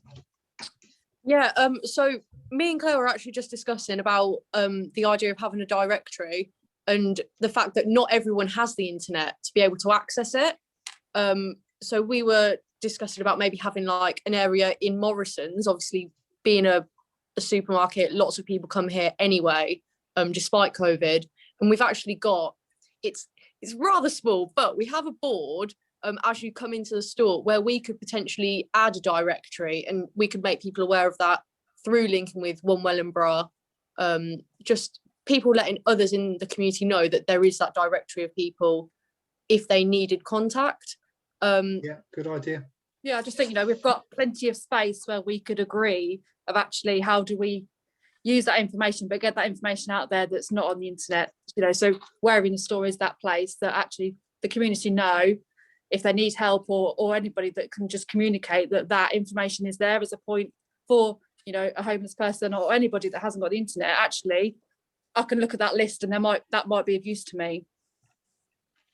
Yeah, that's something that could be worked on, like with the councillors here as well, that we could have community information points as well as the website. I think a lot of people are online, but that's definitely very useful. I don't know where our community board is. I think Jenny was next and then Wendy. Mine was a bit around what we're all kind of saying, but just to say, I'm not sure if you're aware of something that's already been set up in Northamptonshire from this, called My Health and Care Directory, which has been set up by Northamptonshire Health and Care Partnership, and it's basically an app where people can have, or you can access it on the internet, search your postcode, and then you can look for all different organisations locally, which might be a thing of trying to encourage people to put their information, spy their information onto there, which could be quite helpful. I'll put the link in the chat for people to see. Well, share it with me later, Jenny. Well, do both. Do both. I'm happy. Like I say, if you've got some details on that, I will definitely share that. Can I comment on that? I am aware of that directory. I was asked to put the patient support group and another group that I run onto that, but I hesitated and then I said no, because it's a very small group. I have no admin support at all. I have a treasurer, but it would have meant if we had lots of people suddenly joining, it would have been a massive admin load for me alone, and I felt I couldn't take it, and I couldn't offer the pastoral support that is needed either. So that directory, while it's very, very useful, particularly for the link workers that are coming on stream, it is much more professional, groups that are supported, and it is actually missing out on all the tiny groups that are meeting in the town, which I think is really what we're talking about, because these little groups are the community. They're down the street or they're in the church hall. They're not in big directories, simply because, like I have the difficulty, I have to keep it fairly small because I cannot manage a bigger group, because there's only me and the treasurer. And it would be a full-time job to actually run it. You have insurance to consider, you have data protection to fill in, you have to have emergency contacts for the people who are coming, just in case something goes wrong. So there is a lot of admin work involved in running a group, as several people in this group I know, they know it's hard work.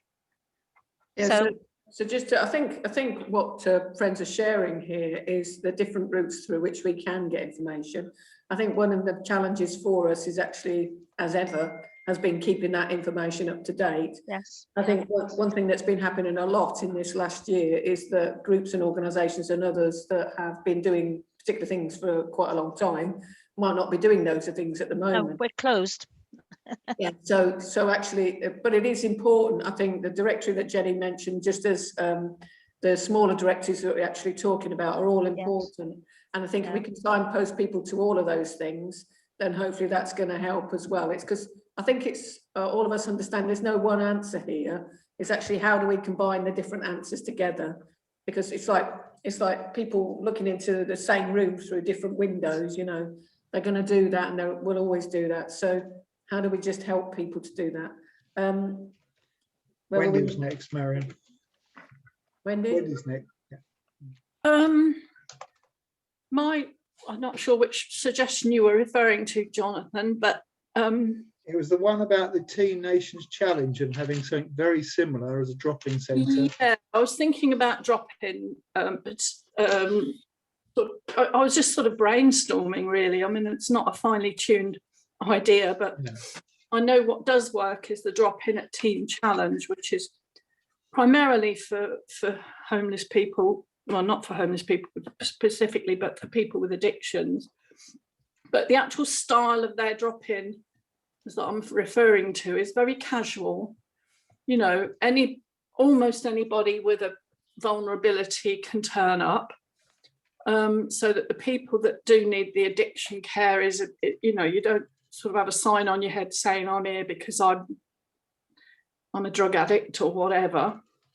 But it highlighted to me a need for drop-in for people to just have some refreshments, people there to talk to, let off steam, some peer support. And I think there's a need for a lot more of that, particularly going forward when we can safely meet in town centre venues. And also coupled with the thought that a lot of people, a significant number of people, either don't use the internet because they can't or don't understand it, or they haven't got the technology, or they haven't got the Wi-Fi, or they haven't got a home, or they just don't understand it.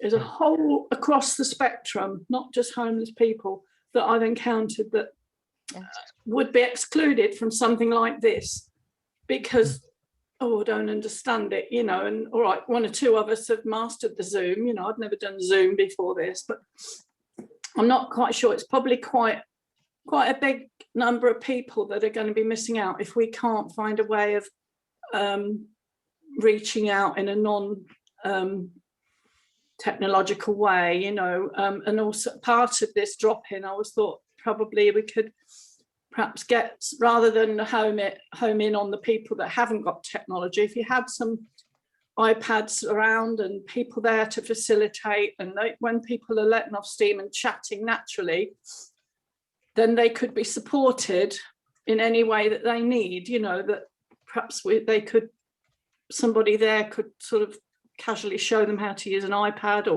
or we could refer them to somebody that could set them up or teach them, or, you know, that type of thing to give TLC, but peer support, community, company.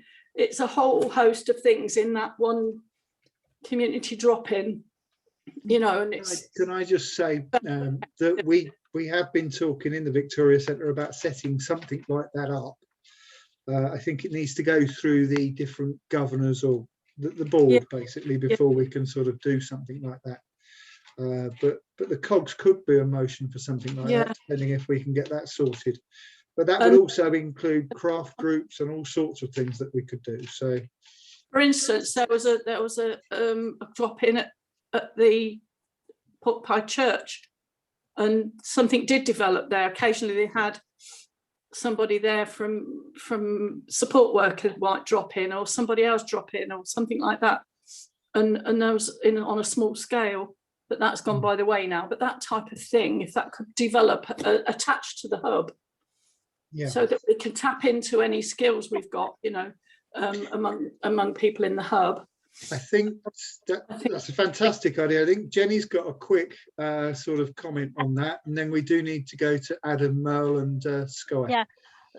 What happened at High Street Church, that's the High Street hub, obviously temporarily suspended. It will be back, I promise you. And I'll pass on a message to G them up a bit to be ready to start again. I was going to comment prior to that libraries, and we still have our library in Wellingborough. They used to do many of the things that we've been talking about, like information. You can now get a cup of tea or coffee there.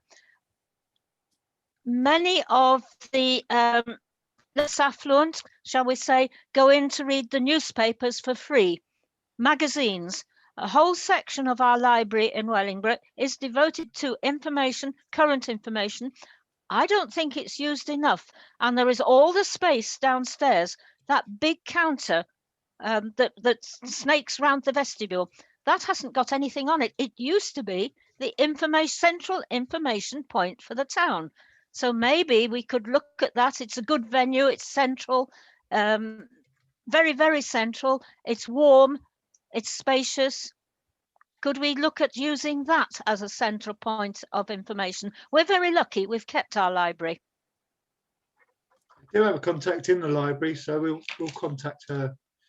I think Adam was next. Hey, John. Yeah, so signposting is going to be critical because the reality is that with the local government reorganisation, people aren't going to be totally clear as to where the heck they go next. Because they always knew who they could blame if their bins weren't being collected. Yeah. They always knew who to blame if the tip wasn't working. Now it's all the same people now, but it's going to feel a bit more remote. Plus, you've also got the added confusion as to what the town council will and won't be doing, and what the unitary will and won't be doing. Let's be clear, none of that has been settled yet, because if it's good, you'd imagine both want to do it. If it's bad, probably neither want to do it.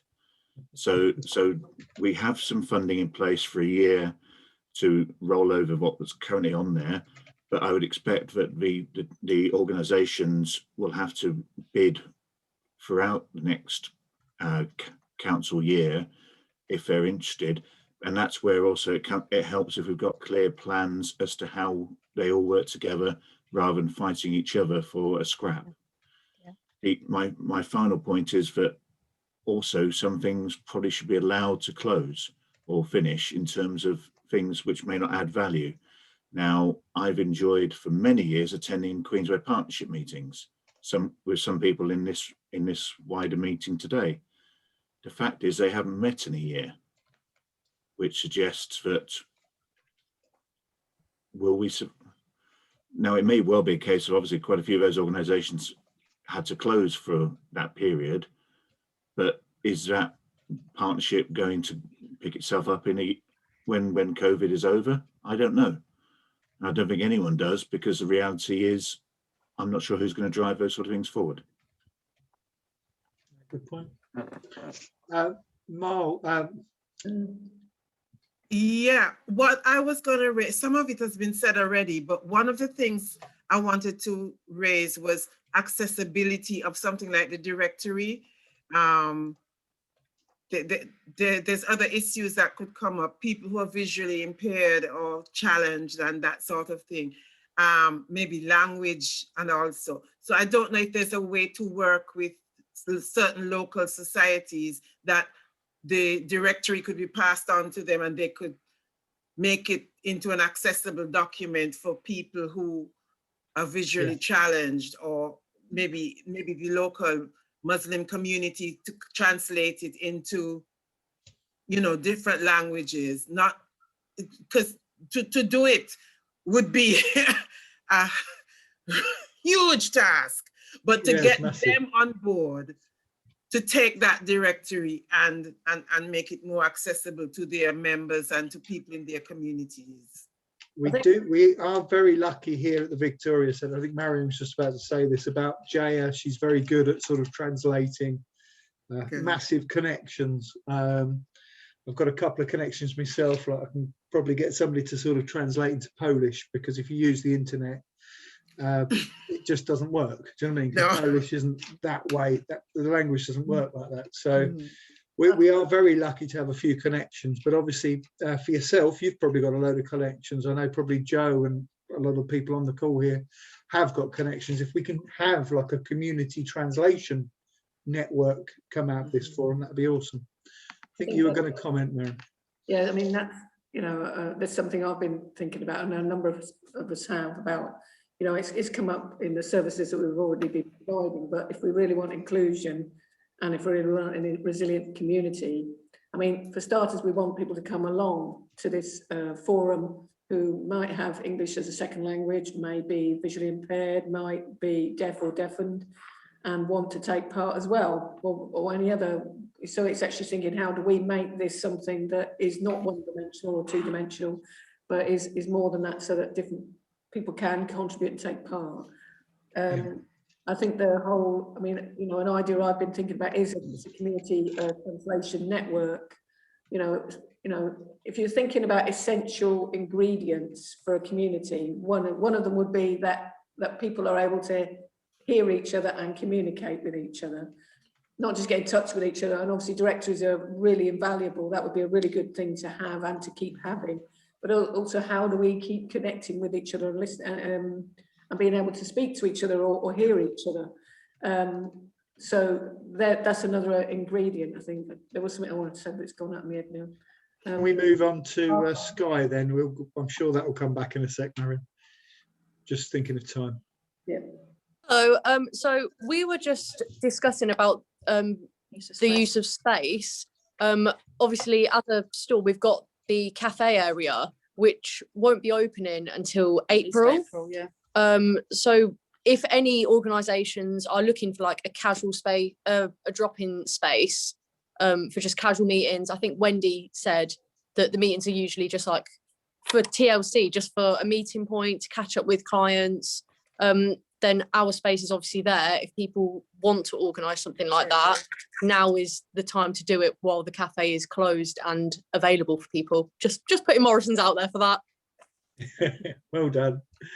I think going on from, obviously it reopens in April, but you know, there's nothing stopping us having, if there were certain groups that wanted to have a regular organised space in the cafe, that we could organise you know, a regular date time, whatever that was, with Sky, so that we know that that area is going to be used for that. there's nothing stopping us doing that. We've also got the training room facility, which I guess COVID restrictions would probably hold 6 comfortably. But obviously after that, anything up to kind of 15 people in there. So again, it's just about, you know, it's just letting you guys with the network that's on this group that there's those facilities there that we can offer. Thank you. Fabulous, thanks for that. I think Joe was next. Yeah, we've held a couple of information days up here, obviously not for the last 12 months, where we've invited organisations, we've had council in, we've had various groups and local groups come in, and then advertised it publicly for anybody to drop in between whatever hours. If you need to talk to any of these organisations, or if you want any information about anything, come and ask and we'll see if we can help. So we can look at doing one of those again perhaps later in the year. But I was also thinking the space in the Swansgate, not the community space, but the big space where they have the Christmas tree and the singing. Perhaps we have one weekend or something, a number of organisations, once we've got the care directory sorted, we could all be there to offer our support, and we've got contact details for anybody who's in town. Thank you. No, good idea.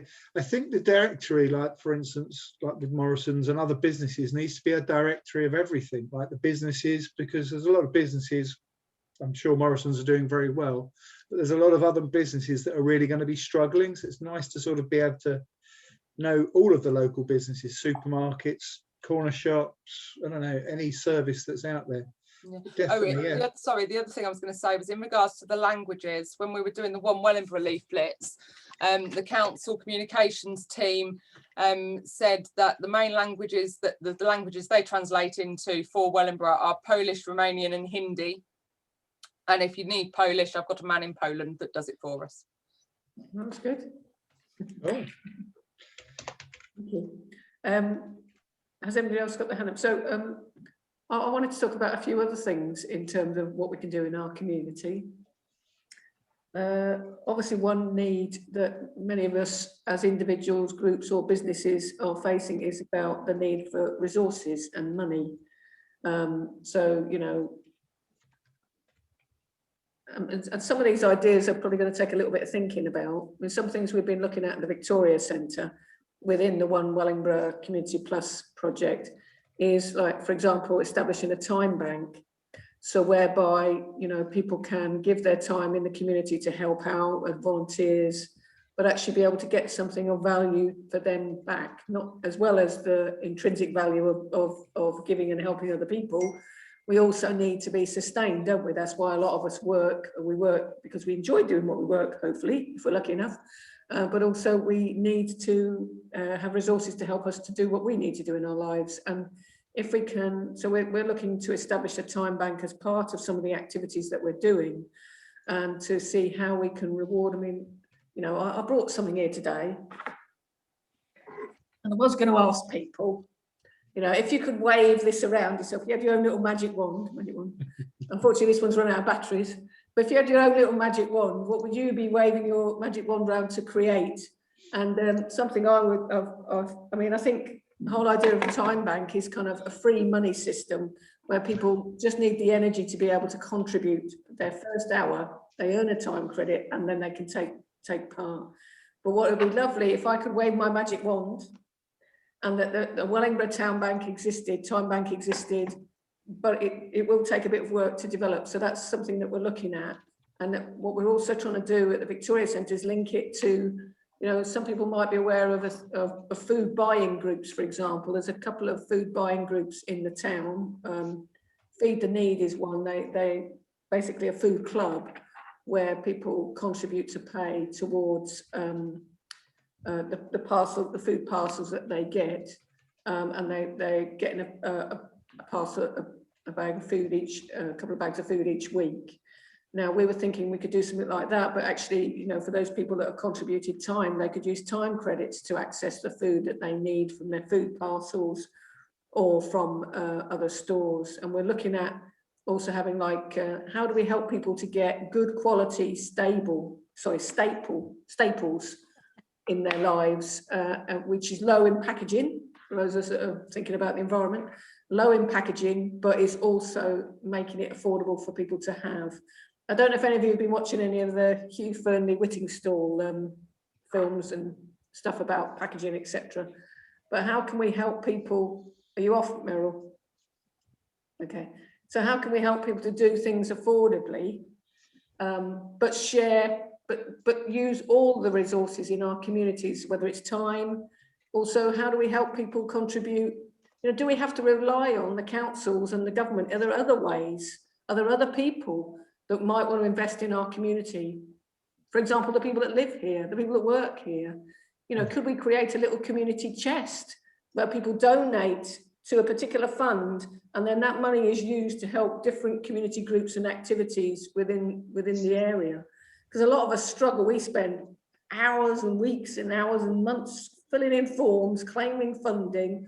Then we've got to prove it all. Then we have to spend it all quickly because it might be ending next week, instead of actually working in a very structured way. So how can we draw in some of those resources and make the best of all the resources in our community, some of which we probably haven't even named before, and we don't even recognise that they're there. So just a few thoughts. There's a lot of thoughts there. If you don't mind me jumping in, it has gone past past, and I'm guessing everybody probably wants to sort of finish at some point. Yes, we need to. The only thing we need to sort out really between the merry few that are left is when we're having our next meeting. Is this time good in 2 weeks' time for everybody? Just before we do that, Jonathan, there's a couple that had their hand up. If we just hear from them. And then... Sorry, I've got the sun in my eyes now.